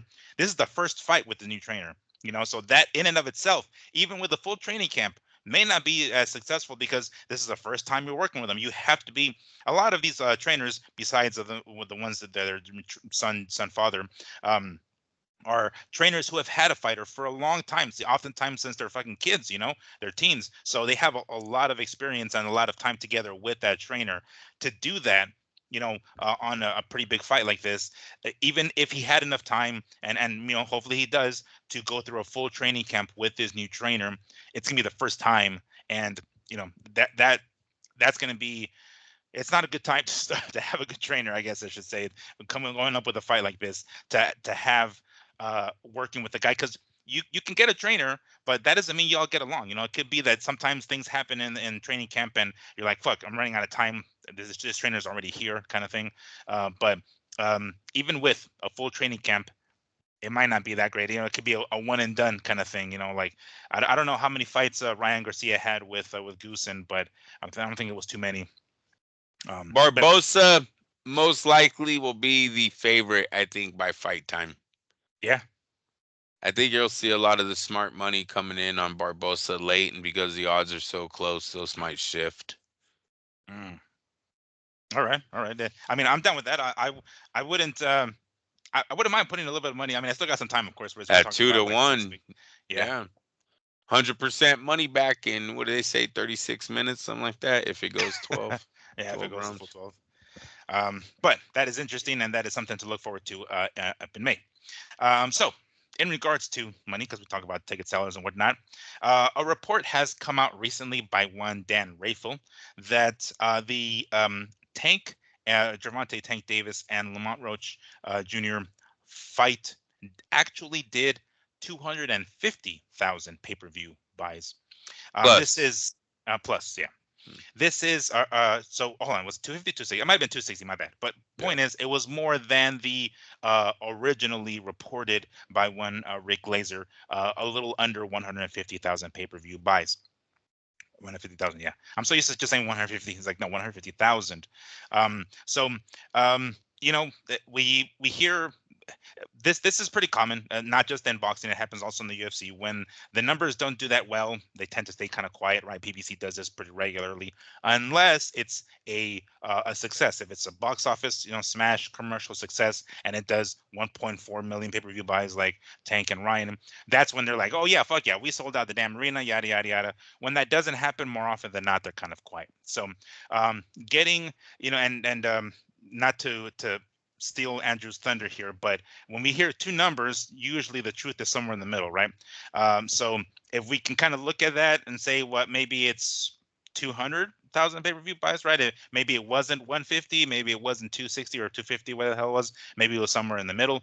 That seems pretty plausible. But when you don't get the actual numbers from a reliable source, and that's not to say that Dan or even Ray aren't reliable, but we don't know their sources. They have to say like our sources, and they have to remain quiet, right? Sometimes, I mean, I've even seen Rick Laser say, yeah, this is a district attorney that's close to the situation, kind of thing. Like, oh shit, who the fuck is it? I don't know. Even if he would tell me the name, I probably wouldn't know who the person is anyway. But what do you make of this? Those are two kind of drastic like numbers, like, all right, 150 or a little barely made 150K, but over here with Dan Rayfield, it's like damn near 260 or something. What do you make of that? they're two juggernauts going at each other in the Mm, in the media world. I don't know who to believe. Rick Glazer has always been good at his inside sources, mm, but on the other hand, you have Dan Rayfield, who's been covering boxing for 20 years himself. He's been at he's been at all the fights. You would think Dan has the number either to somebody within the team or a media member close to the team that he would get the information correct anyways, right? Where mm, Rick, you don't see him at every fight. He's kind of the odd man out because he always brings the controversy, right? He's always mm, bringing the PBC is going out of business. This is that's who Rick is. That's what gets him his hits on social media, which is fine. Sometimes he's right, And sometimes I'm wondering if the PBC is ever going to die because they're still here and they look like they have fights in the future here uh, lined up. yeah. So, Now they have fewer of them than before, but they still got them. oh yeah, no, the money's definitely gone. Hmm. The that portfolio or whatever that investment, yeah, that's gone. But they're still limping. So there's those two sides with Rick. So I don't know who to believe. So yeah, I would say just go somewhere in the middle. Either way, it gives Davis a little bit more wiggle room, right? Now Hmm. his numbers went from like 12 million closer to 20 million. If if you go in the middle, he's bringing in a little bit more money. He sold out the arena. They said that was, what'd you say that was, 4 million? I think you found the number online. It Yeah, was like yeah, four roughly around million. four. Yeah, 4 million. Barclays Center. Now let's say he's going somewhere between 16 and 20 on the pay-per-view that he brought in. That's 24 million. They said he was only guaranteed 12. He's giving his company a little bit more wiggle room that they made some kind of money out of this thing. So that's the only positive we have here. It does not mean that he's a the household name. He's Saul Alvarez level yet. Yeah. Um, but I think that's Davis's fault. I truly do think Davis has a fan base that would respond if he would start getting into the ring with the likes of the Vasily Lomachenko's, the Ryan Garcia rematch, obviously a Devin Haney match. Um, Even the Isaac Cruz, I wouldn't doubt that the Mets can show up and the PBC fans show up for that one, and they do a great number on that rematch because there's a history though there. So I do think that the holdup for Davis is Davis himself. He Mm. needs to just bite down and take these fights. Now, that started with the who's the young man that he currently had, Lamont Roach? Is that Oh, yeah, Lamont Roach Jr. Yeah, his last Lamont name. Roach? Hmm. He That was his first test, right? And no one really expected him. They Mm. were all suspect on him taking that rematch. Well, we now know he's taking the rematch. He's going to do the fight over. If he gets through Lamont, let's hope this starts an avalanche in Tank's career at taking pay-per-view noteworthy opponents, and uh, and then we're going to see his numbers go through the roof. I really do believe that he has the potential to do it. He just needs the opponent. Mm. So I guess ideally, in an ideal world, who specifically would that opponent be first? I guess because I know we're gonna get the rematch with Lamont, but let's say he beats Lamont in a rematch, and that just kind of like leaves things wide open. Who do you think will be that first guy that can really get what's the word, the pay-per-view type fight? It wouldn't be. I don't know if it'll take Garcia numbers, but Hmm. it'll definitely start. It's Lomachenko, right? Because Okay. Lomachenko is known on both sides of the fence. He's a casual boxing fan. People know him on that route. People know him out on the other side of the world, and the PBC know who Lomachenko is. So I would really let Davis take that fight first. Make him some serious money. We know Lomachenko wouldn't demand that much, especially a fighter who's been kind of flirting with retirement, right? Yeah. I think Lomachenko knows he's not going to get the top dollars, so going up against Tank. So that's the fight I would start off with. But I mean, bro, seriously, it depends on how hard Roach of opponent is. Maybe Roach is that guy. Gives Tank another 12-round split decision victory where he only gets out of there by the fucking very small margin, right? Well, now Tank's like, you know what? Screw J. I done it at lightweights. I'm done with lightweights. I'm moving on. We're going up Hmm. to junior welterweight. And we're just gonna fight the Lopez's, the Haneys, the Garcias. Try to get all in that mix. And that's even if those guys are there. That's really if those guys are there, because even that comes into play now, right? Who's going to be left at 140 for him to fight? Because obviously Ryan Garcia might not be that guy. They might be doing a catch weight a little bit higher, and then that would hurt Davis tremendously. So um, yeah, Davis would have to move up, and we'll go from there. But it all matters on Roach. It really does. If Roach is too hard of a fight, but he gets a victory and it's not controversial, we see that Roach has just got his number. But Davis won. Maybe Davis doesn't even stay in the division. He might move out. No, really? You think like that much? I mean, because I mean he's already as It promoted would as be it is, time to right? start making money. Yeah. right? He's got to start cashing in at some point, dude. He's getting up there in age. The options are running out. So maybe he just moves up and tries to maximize his money with the Isaac Cruz or a Ryan Garcia rematch at a catch weight 145 or something. But Mm. we know that would fucking break the bank as far as bringing in money. Yeah.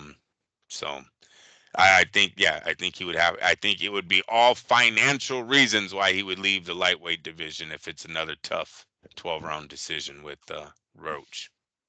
Mm. All right. So yeah, so I guess somewhere in the middle, 200,000, we can say, right? I mean, that's kind of a middle between the pay-per-view buys.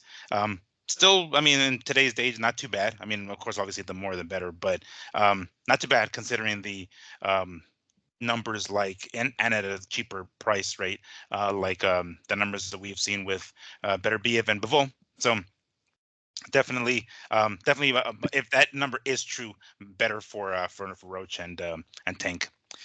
Okay, so I try not to cover too many of this dude's in stories because, quite frankly, we're kind of over the whole Jake Paul experiment. But he recently came out saying that he wants to fight one Anthony Joshua in 2026.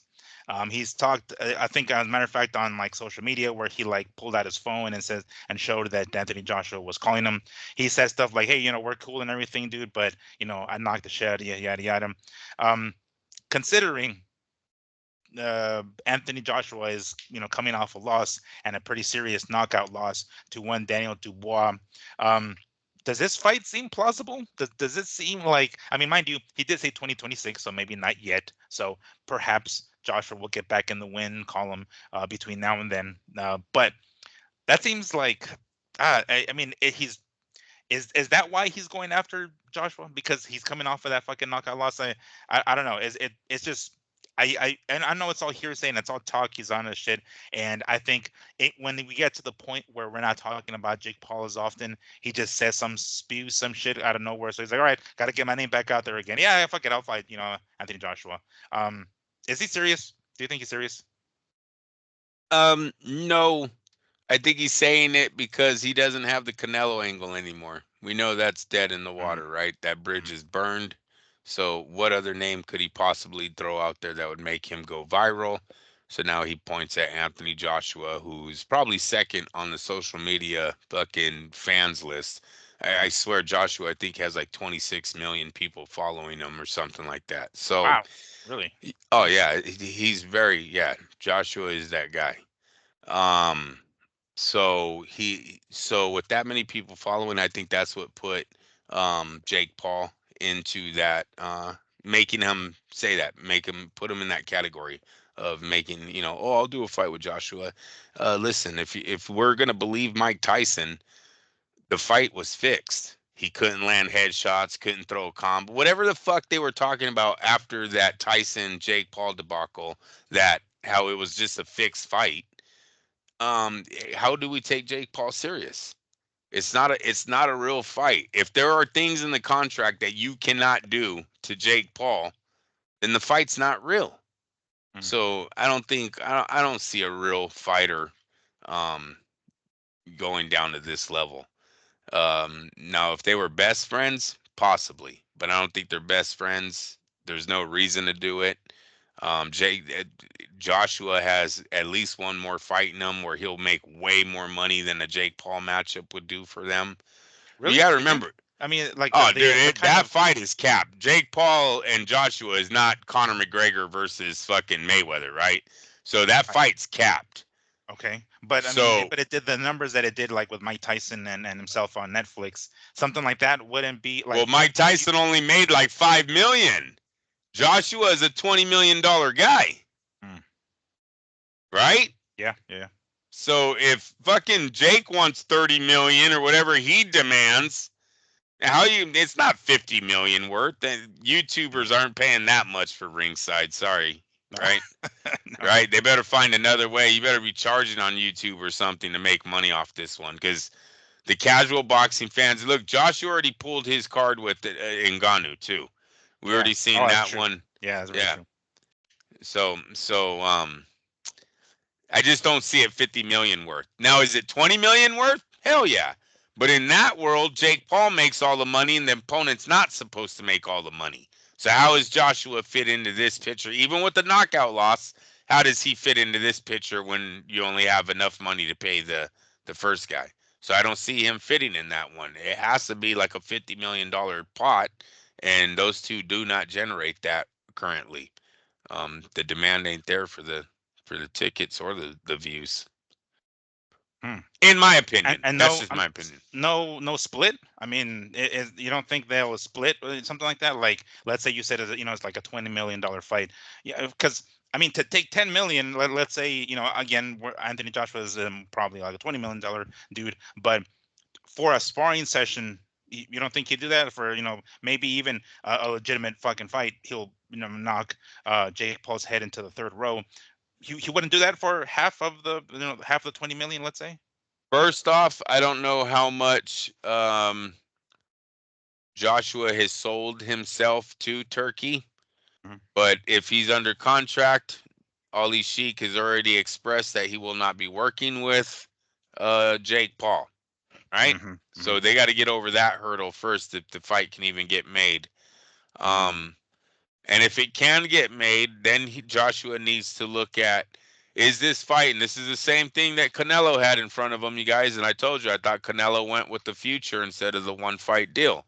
But Joshua would then have to look at, is making one fight with Jake Paul going to make me more money than him fighting Deontay Wilder or what was the other one? Tyson Fury. One last hurrah for both Mm. of those men, right? The goodbye fights. So, and no, I think the answer is a Tyson Fury Joshua fight in the UK would sell 80,000 seats. It would do a million pay-per-view buys. That's in the UK and America combined. That's globally Sure. DAZN making a million buys, and everyone would make out on that fight. Deontay Wilder, it would just be if Turkey Ali Sheik really wanted to see it. Maybe he does some heavyweight extravaganza night of fights. That's a great opener. Would be a Wilder Joshua knockout fight, right? Mhm. Winner retires. Fucking winner either moves on or retires and bam himself right there as a winner. But to me, if Ali Sheik really wanted that fight, and I believe that was one that he was on his radar, he could do in a setup like that. And Joshua would have to see if that makes if the Jake Paul makes him that much money. Look, I got to be honest with you. I didn't see any numbers on the Tyson thing. I don't even know what that fight did on far as views or anything like that. Well, it broke. With Tyson and Jake Paul. You talking about? Jake Paul, yeah. Well, yeah, didn't it like totally like almost broke Netflix or something like that? Things were freezing. You had to like pop in and out. It was like super. I mean, it I had wish a fuck Netflix. ton of. Well, It had. maybe they haven't finished counting, but I wish we at least got a views. Right, that Mhm. night, 24 million people downloaded Netflix or was streaming Netflix. Mm. I wish we got that number. Right, but I Yeah. do remember that. You are correct. There was many jokes about I've never had an issue with my Netflix until the fucking Tyson fight. So that is an up. That's a positive for Jake Paul and Mike, but I don't remember ever seeing any numbers actually released. Yeah, no, you're right, and it's funny that you mentioned Turkey Al Sheikh because that I didn't even really think about that, like his dislike for Jake Paul. And take a look at this Jake Paul quote because he's basically butt hurt that the fight with Canelo fell through, right? And he's talking about Canelo in this quote here. It says, pretty much everything was set from yard one to go from yard one. I think he meant the 1 yard line. We signed the letter of intent and confidentiality agreement on the Monday after the Tyson fight. So we were negotiating for 2 months straight. This is what Jake Paul said, but he went on and said, this motherfucker hates me.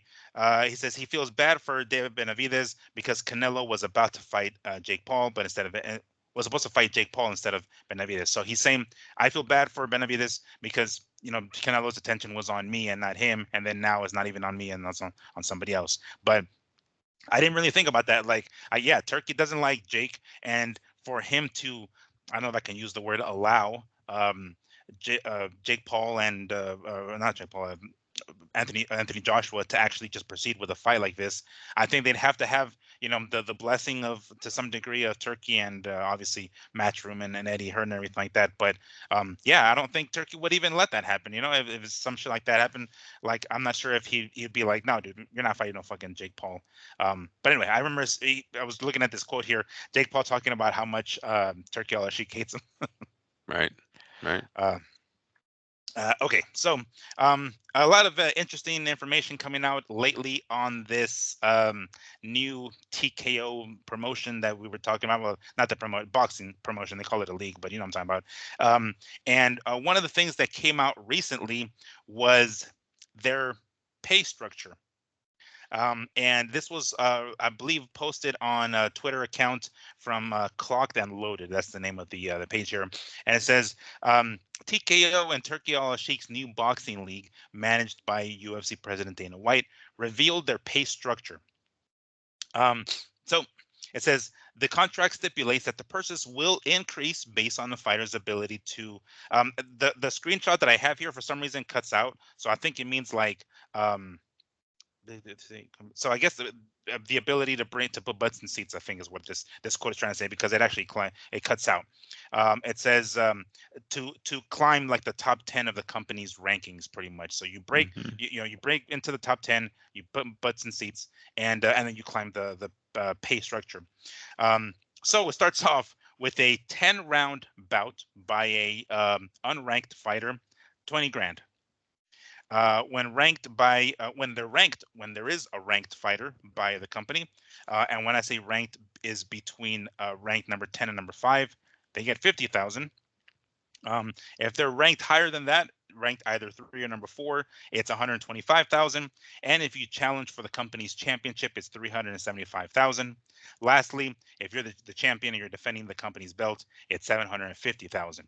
Now, according to what this particular thing says here, it cuts out, so it doesn't actually show the entire thing, but it said some veteran fight officials canvassed by boxing scene said that this pay scale indicates that this league is more so for the younger or the mid-level boxers. So this is at the very beginning, of course, of whatever TKO intends to do, and obviously it doesn't appear. Well, it doesn't appear as though they're going to go with the heavy hitters, with the big name fighters, because obviously this pay structure is nowhere near the millions that they make. So the person who actually posted this said a lot of veterans inside the boxing circle have said this looks to be more so for the up and coming fighter and mid-level boxers, so not the elite ones. That makes more sense with how how little this is. You sent me a voice message earlier. I think it was last week, sometime after we heard. Who was it? Mike Coppinger talking about why haven't the promoters worked together before? Yada yada. Talking about they're going to Turkey is going to give what was it 10 million or 20 million? 10 million. 10 million, that's what it was. 10 million per year as like the budget basically to get these fights going. With these kind of numbers, I mean, I guess that would make sense. I don't know if they're going to be I'm saying TKO or Dana or Zuffa or where the hell else is going to be forking up anymore if they eventually get into the bigger name fights, or if maybe Turkey himself will start forking up more if they get into the bigger name fights later on. This is obviously not an overnight thing. It's a long-term plan. How it looks right now, chances are will not look like this come 5 years from now or something like that, or even a year from now. I mean, Andrew himself said it. Let's talk about it in a year from now, see where the fuck they're at. But quite the scale, I guess we can say, huh, Andrew? Mid-level fighters, up and comers. We've already talked about the up and comers. They will not be bringing tourism to Saudi Arabia, Mm, and neither will a tough man contest. I'm mm, sorry. Um, so they have, the UFC when it first started, and I can only keep going back to the UFC because this is Dana White's platform. This was his baby. He created, he made into this multi-billion-dollar company. So we got to keep going back yeah. to it. That was a sport that used to go to a lot of backyards, arenas that were in little Indian cities. reservations. Yeah. Mm, They brought the show to the peoples. And I only say a circus because that's how a circus is, right? It goes sure. through, it goes all brings the show to you. Sure. They didn't really demand too much of let's go top dollar Las Vegas. You got to pay for the high price seats, the high price hotel rooms, blah, yada, yada. Now it has turned into that. They do a lot more shows in Vegas. But when it first started, the shows were everywhere. Mm. Are they going to allow Dana White to build this show like that? I don't. Who are we bringing to Saudi Arabia at a $20,000? And is gonna make someone go, oh yeah, I got to see that fight. Hey, did you hear those? You hear all those up and comers that are coming on at the 20? I not only say the 20,000 league because that's his pay scale. Yeah, no Even problem. what is the other one? 50,000. What's Yeah, so it's basically starting off with if you're an unranked fighter, you get 20 grand. If you are ranked, but between 5 and 10 of the top 10, you get 50K. If you're okay? 2 or 3, you get 125K. If you are challenging for their belt, it's 375K. And if you are the champion or defending the belt, it's 750K. And I'm guessing that flights are free, stay is free. I'm guessing all of this is free for the fighters at these kind of prices, correct? You're not really You know, asking an unranked guy to get his own flight out there, or because some of these unranked. Sorry, I keep cutting you off, no, but fine. some of these unranked guys, we don't know if there's actually money to invest in them or not, right? Right. So it's not like Dana's gonna be like, "Don't worry about it. I'm gonna take all of you guys. I'm gonna pay for all your airplane. I'll pay for all your stay and your wives. Bring your wife with you. I'll feed her all week too." I Yeah, don't know. I know that as far as like and again because he's trying to use the UFC model, that's kind of the example that we're using, and I go back to that regularly because that's what they're trying to do here. At least it seems. Um, I know that a fighter will get like, and mind you, this is now UFC, not back then. And by the way, Dana didn't create the fucking UFC. He bought it back in 2001, right? So prior to that is when it was that circus you're talking about. They were basically kicked out of one fucking arena, one state out of another, and they had to go to Indian reservations, and it was just a fucking mess. And it got to the point in 2000, early 2000s, where Dana actually purchased it, and then eventually became what it became. But Dana kind of came in like right on the tail end of that circus shit when he first got it. But um, the it seems Well, as though huh? um, I remember a lot of fights under the UFC banner that just aren't always in Vegas. They do one a Yeah, month, you know what I mean? So they all can't be in Vegas. That's what I meant by he's brought in the show to you. Continue though. yeah. Sorry, bro. Continue. Okay. So the I remember hearing slash reading that the UFC now, maybe not then, but now pays for the fighter, plane, and then 3 corner people, um, and then I think Ooh, that's it. And corner I people. want to say that's what it is, but that's what it is now. It definitely wasn't that before. So I don't know if that like to what extent family is involved. I don't think it goes that far. I mean, obviously the bigger fighters probably, but nonetheless, I want to say that's how it is. So it's him and the corner people. It might be 2 or 3. I don't remember right offhand because oftentimes, even like if you ever watch a UFC card, the corner or the cut man is not from the team. He's like the provider from the UFC. So the dude will do 2 or 3 fighters, on a card or something like that because it's usually the same guys. So even that person, the cut man, isn't really part of the team per se. So I don't think that person comes along. And then the hand wrap person, I think they do that. I'm not entirely sure how that goes, but I want to say they do the fighter as far as like flight and hotel or lodging or whatever, and 2 or 3 of their corner guys. But that's it. They don't do any other family members bring the wives or anything like that. So if we're talking about an unranked boxer, I highly doubt they'll do that with the family. Maybe they'll do that with the team. I don't When we keep, this week, once again, you guys, I got more confidence that this collabo or whatever they're trying to do here, Turkey and Dana, know. is just not for boxing. And the $10 million cap or the $10 million fee, the allowance, whatever you want to call it, that he's giving him for his fights per year, that's not Budget. getting We can call it budget. budget. That Thank you, budget. That's not getting him the fights that are scaring me, right? Mhm. That's definitely that whole Crawford. Is Crawford and Canelo your first fight that you're going to be doing? Fucking way jump the gun. And maybe I did too on the first show. I should have waited for the rules. But it doesn't look like that. Um, we keep talking about this platform that Dana White. Sorry, I paused. I almost forgot what I was saying. We keep talking about this platform that Dana White created with the UFC. And I keep having to tell you guys that is some bullshit that we are going off. Oh, it's because the fight fought the best. No, it's not. It's because he had some of the greatest mixed martial artists in the world at the time broke and without anywhere to go for money. And he was able to rip these men off and create this UFC product on their backs. But he does not have that platform with this boxing thing that he ventured that he's getting into. This is actually starting from ground one, groundbreaking that he's doing here. He needs to go find the kid that is going to create him a fan base, not have legends already in place that you knew were hurt and you could give a few dollars to and they would go into the cage and fight their ass off for you. That was his platform. Can we stop lying about these guys were nobodies and Dana White came and blessed everything? Because that's what Turkey's asking him to do. And only giving him $10 million and only giving him the budget of 25, 50 grand. Oh, if you're a champion, dude, this is all bum money. And I only say that as talking as the fighters talk. To them, this is bum money. Sure. They're not doing this. The top 1% will not fight for this. Okay? They never will. Their fathers won't agree to it either because they're going to have De La Hoya out there, Eddie Hearn out there, Todd DeBuff out there, Al Heyman out there, all telling them we can guarantee you more than 25,000 in your first fucking fight. I don't need 10.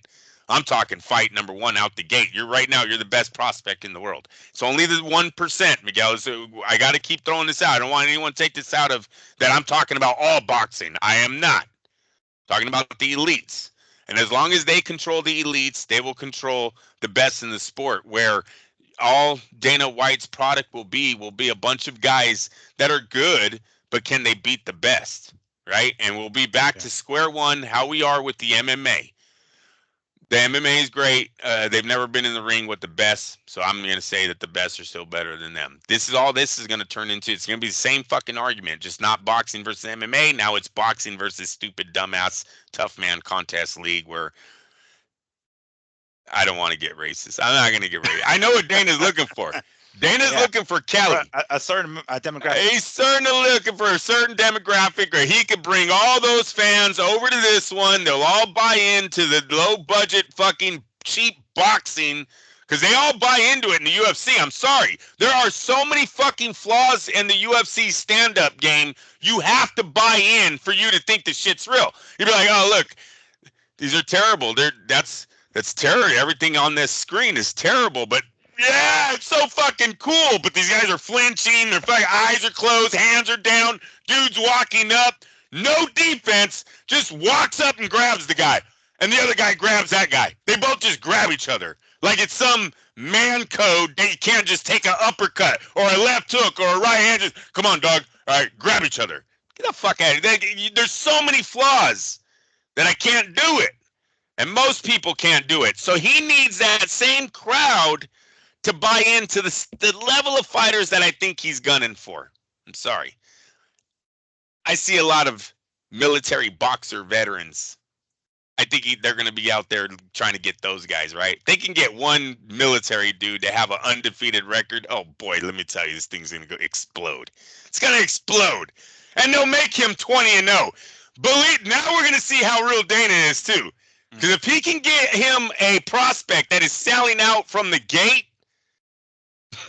let's see how fast he is to put him in with the champion of the WBC, the IBF, the WBA, whatever division that champ holds. Let's see how fast they are to match him. Or is he going to like that boxing money, like that sold out arena money, right? We'll see how but I definitely think they're trying to create that. They're looking for the Randy Couture's, the Mark Colemans, the Chuck Liddells, what Chuck? Oh, I already said Chuck. Yes. The Americans that broke their back. These guys were legends, right? He needs something like that over there. He really does. He's not getting it from the real boxing world. So in the UFC or MMA at least, there wasn't a sport. It was spectacle. So they were able to literally like create it from the ground up, I guess you can say. But it there I he's not they're not going to be in a position in boxing than they were in MMA to Nope. where they can say, all right, I'm going to build up this guy because they do have this boxer. His name is Callum Walsh, his Irish dude, right? Boxing dude. That's yes. He's going to probably be their first like star, if we can call it that. At what point does he get? Let's say he's at 750,000. He's a champion, but Oscar's like, dude, I'll get you 2 million fucking fight. Like when will that become a thing where like now there was nobody else doing that necessarily. I mean, there was to some degree in MMA, but now we're to the degree that it is now. The sport wasn't as established as boxing is now, to where he's going to have these issues. I'm saying Dana and TKO. Like, how are they going to be able to afford to keep whatever fighters they're developing? Even if they go out and hand him over to Oscar, whatever, it's like, all right, cool, let's go ahead and make this fight with this dude and one of Oscar's guys, Golden Boy, and Golden Boy dude mop the fucking floor with him. Like, how at what point are they going to say, okay, if we're going to have to make this liable and actually make these guys one percenters like everywhere else in boxing, the fucking pay is going to have to go to the roof. Go There up. have been there have been documents, court documents, where the UFC has explicitly said in the documents that they need to keep fighter pay at 20% or below than what the revenue is. That's literally the amount that they're trying to pay these fucking fighters. They cannot do that to compete in boxing. No fucking way. It's, again, they're talking about the elites, right? They're talking about the low Elites. percentage. There is Yep. no fucking way they're going to be able to do that. It's going to be B-level boxing. That's pretty much what That's the league is going to end up being. It's going to be Bush League type of boxing. that's what the UFC is, in my opinion, and people buy into it. Hear me out. We've heard many times that MMA fans go, Ronda Rousey could beat up Floyd Mayweather.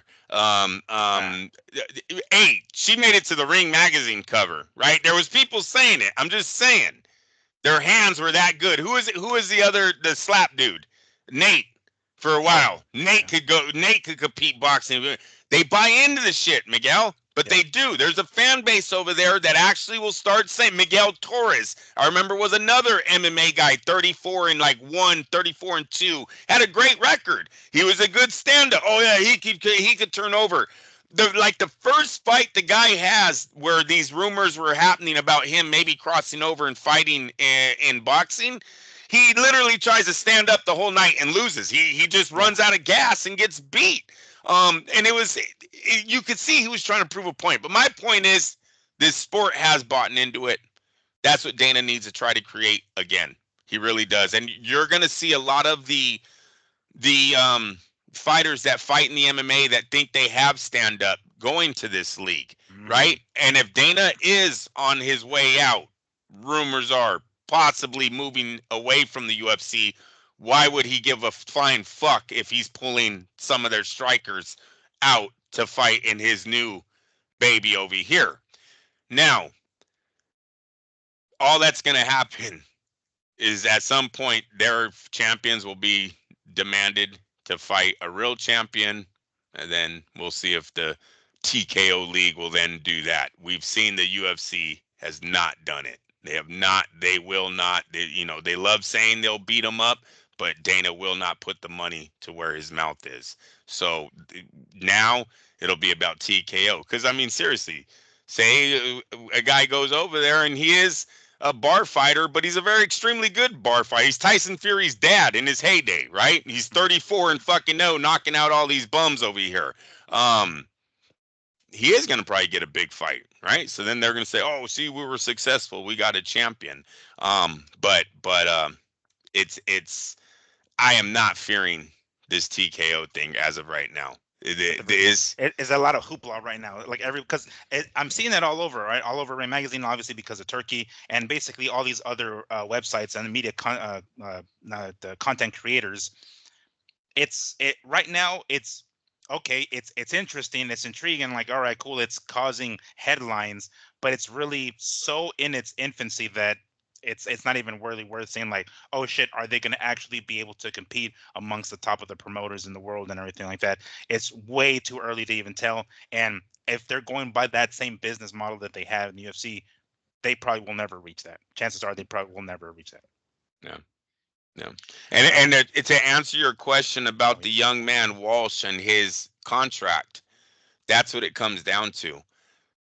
If you sign with the TKO company, is it a UFC like contract where I don't know how long they are, but it seems like they do a very good job in the UFC of locking these guys yeah, down, long term, yeah. right? So the you know where a young man like Walsh, who's also actually a prospect and might be getting big money here fast. Talking like nowadays, it could be in a matter of a dozen fights. You're the champ, right? Yeah, Boxing moves true. pretty fast right now.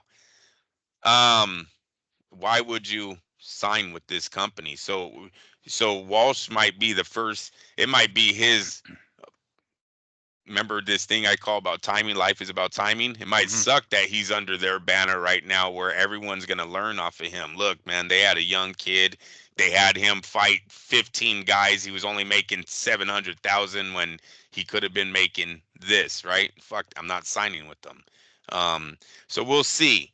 But yeah, I want to really kill the whole platform thing. The platform thing, as far as Dana White's he has a good average in pay-per-view buys is off the backs of legends, right? Everything that the UFC is built is off the backs of best in the world at their martial arts. Currently, the TKO platform does not have this to start off No. with, so it is not the same. It's not. And So that's the reason I mentioned that they basically created that, because there was no MMA before, the UFC. I mean, yeah, maybe in different countries, and they would have these like underground type fights, but it wasn't that. And even when it came to the US shores, it even really wasn't a sport. It was more of a spectacle type thing. So it was something that hadn't been done before, or in the sense that large scale, and to create into what it is now, the sport that has become. It was new. So there was no previous example. There was no way for them to be like, all right, there's the way the pay structure is going to be, because the last MMA dude's like, no, no, there was no. There's like, oh fuck it, we can make it however the hell we want it to was make a it, basically. tournament. Yeah, it was a Yeah, tournament. you Remember know, back in the day? yeah, where you fight 2 or 3 times in a fucking, and when the Gracies came out and did this, Hoist, the guy who participated in it, UFC 2, there was 16 guys, so he had to fight 4 times. So he had to tell his brother, like, dude, what the fuck? Stop, enough with these fucking 4 days. We'll do 8-man tournaments. I could fight 3 times, but don't make it four. So anyway, so that's not gonna happen. I'm doubting they're even going to work with the sanctioning bodies. Like they don't like that. They don't I want to know. have to do that. So I don't think there's ever really going to. I mean, even the this pay structure here, this chart is showing that they're going to have their own champions, right? Just like there's a UFC champion, just like there's an NFL Super Bowl. They don't do it with everyone else. That's what they're trying to get to. Meaning, I don't think there's ever going to be a point where there's going to be a TKO champion, or whatever the hell the name of their league or their promotion is going to be, and hold his belt, and then him be hell. I'm not even sure the WBC is going to take these dudes seriously to even rank them. So I don't even think we even get to that They point. might not. No, it's going to be a total money thing. No, Yeah, this will be Turkey Ali Sheik going, oh, yeah, we got a good champion. We'll buy the. The WBC is into getting some money. So as long as they'll even create a belt for the shit. You know what I mean? They'll be like, you're not going to touch our belt, but don't worry. We'll have a belt for that night. yeah, Don't you worry about that.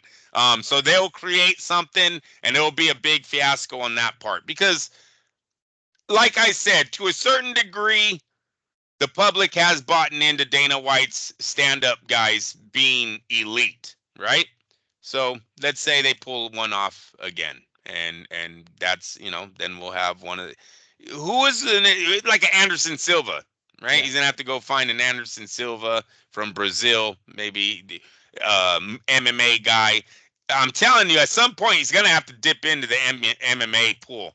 He really is, Sure, because that's sure. where the fan base is coming from, and then he can get some guys with an experience and with a little bit of people going, "Hey, I've always wanted to see him in boxing. Here we go." Yeah, Right? yeah. A lot of the guys who have probably a shitty ground game and get, because like just yesterday, last night, a former welterweight champion. His name is Leon Edwards.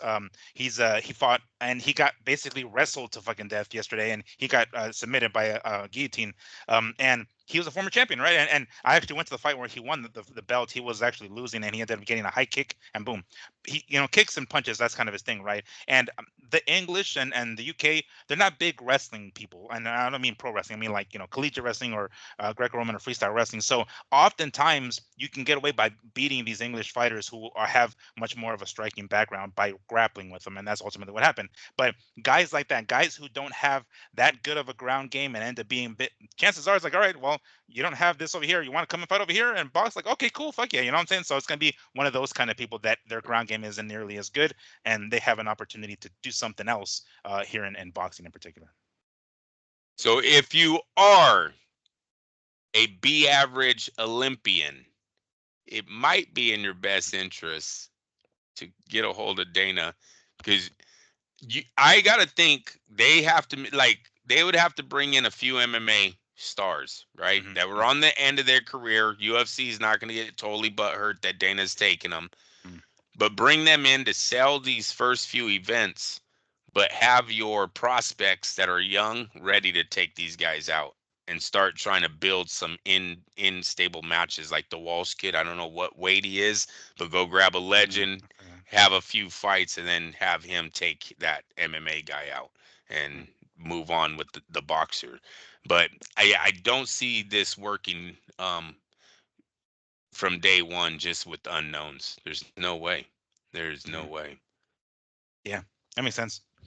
All right. So I mentioned earlier that I wanted to bring this up at some point during the show, but and it was probably a much better idea on Andrew's end to make sure we kick off the show with it. But I forgot. I was like, it's part of it here, but nonetheless, this weekend we actually had two Yeah. unfortunate passings in the sport of boxing. First and foremost, we had one George Foreman. We lost George Foreman over the weekend. I think was it Friday? Was it? I think it was. Um, Yep. to champion two-time, was a two-time heavyweight champion, right? When he won it once and he lost it and got back.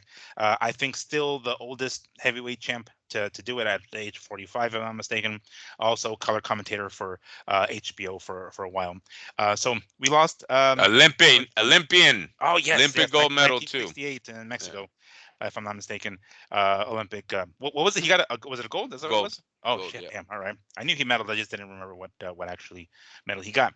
And then Livingston Bramble, if you guys remember that dude, lightweight, had a couple of fights. Well, I don't remember if it was lightweight or super lightweight. Had a couple of fights with guys like Ray Mancini. I May remember right from those fights. Mayweather. He fought Okay, Mayweather. okay. Yep. Chavez. So we lost those guys this weekend. I know not a lot of people are too familiar. I mean, if you're a boxing fan, you know who Livingston Bramble is. But if you're more of this side, you know who George Foreman is.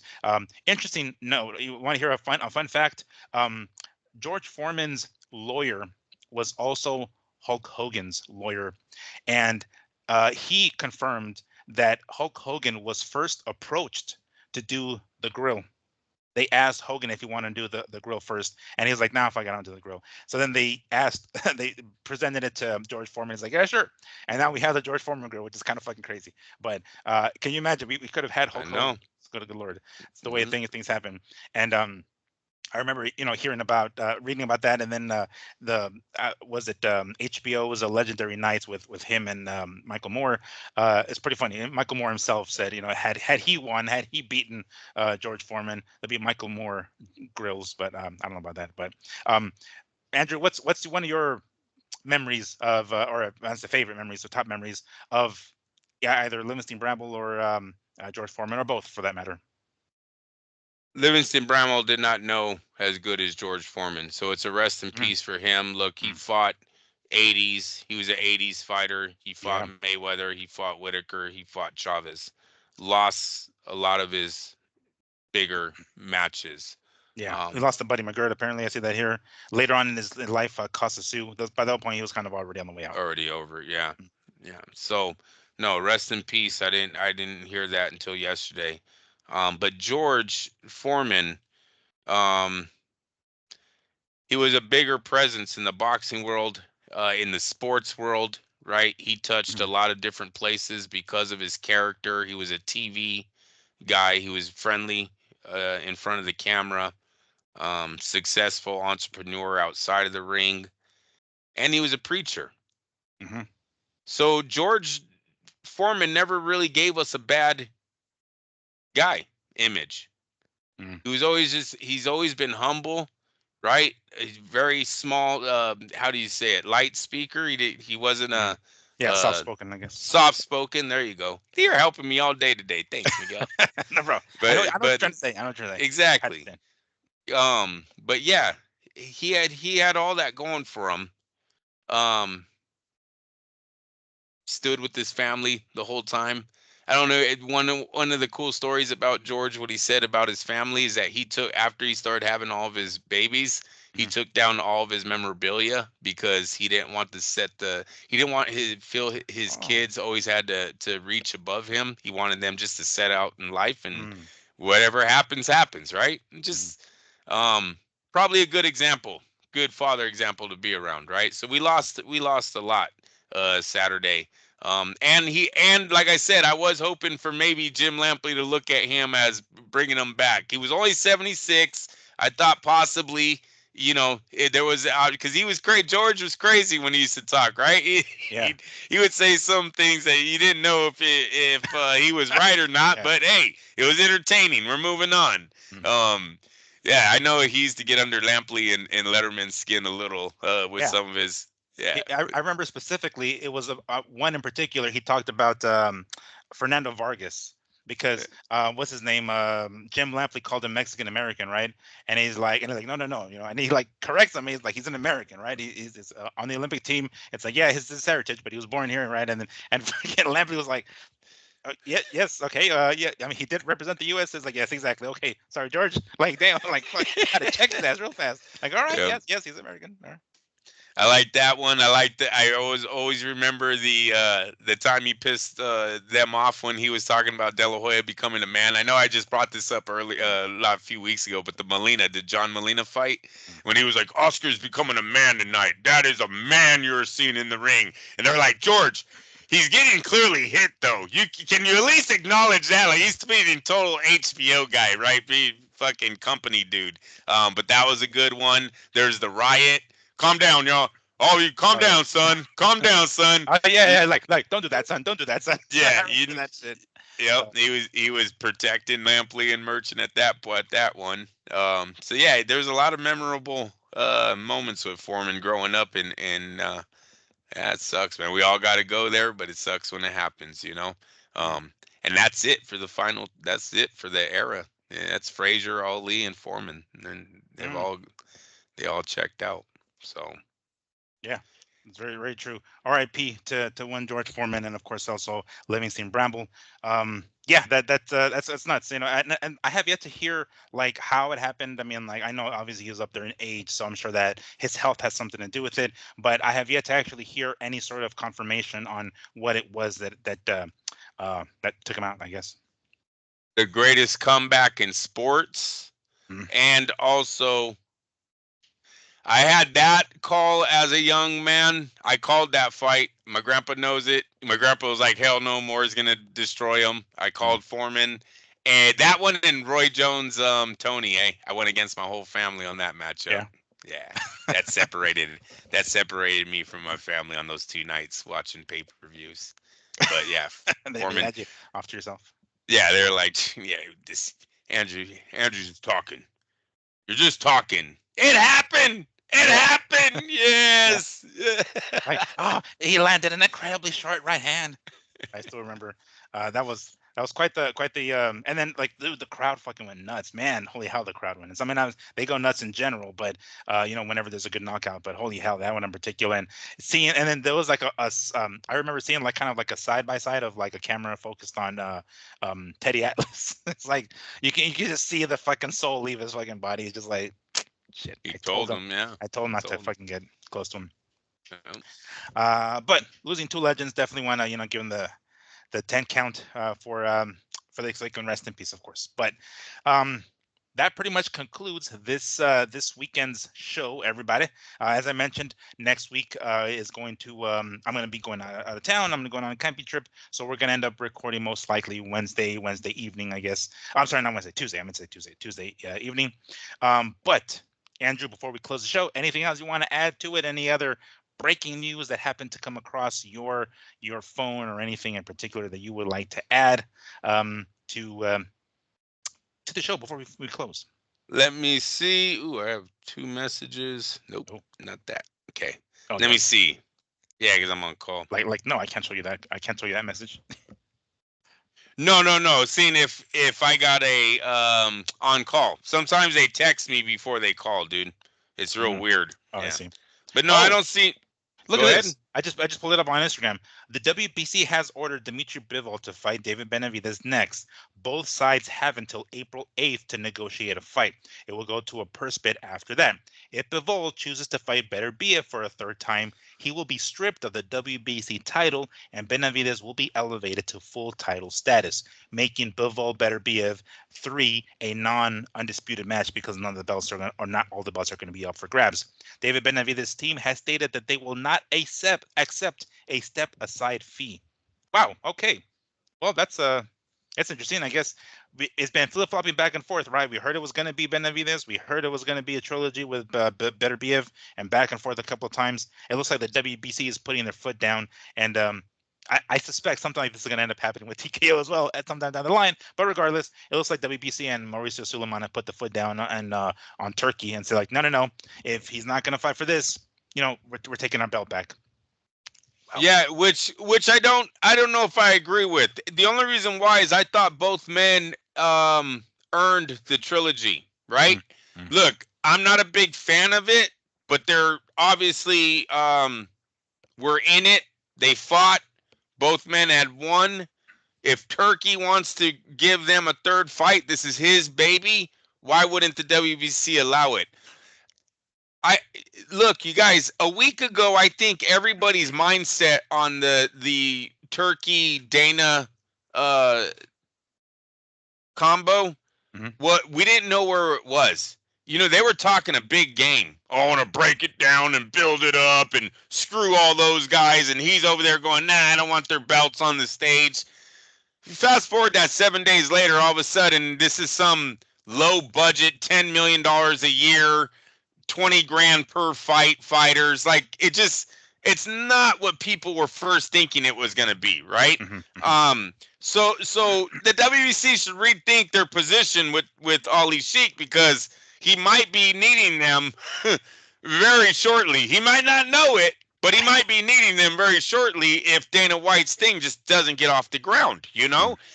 I got to tell you, in the boxing circle, it does not look like Dana White's thing is going to get off the ground. This is solely going to be on the backs of the MMA. If he could tap in, and that's only if the MMA fan base, one, wants to see boxing only. Some of those guys like striking, but they like it mixed in with Mm-hmm. all the other things that the MMA brings. So they got to see if they'll tap into that. Then they got to see if they'll tap into, are they really ready to fork out another $25 per month to watch this new sport?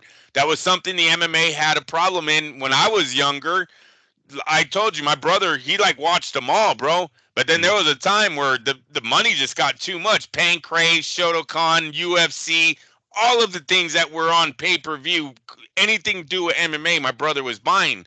But then there was a time where he had to make a decision. It just got too much. So you would think with all the UFCs that all the pay-per-views that the UFC already push, or is the fan base ready to accept a new pay-per-view in their budget? And that's just something we don't know if they're ready for too.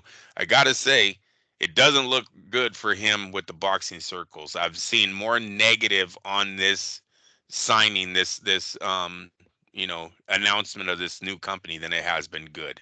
So Alrighty. Okay. So we can end it on that note then. Thank y'all once more for joining us. We will see you guys next week, next Tuesday in particular. Enjoy yourselves have yourselves a great work week, and we'll see you guys next week, week after that. Yeah. Okay. Peace.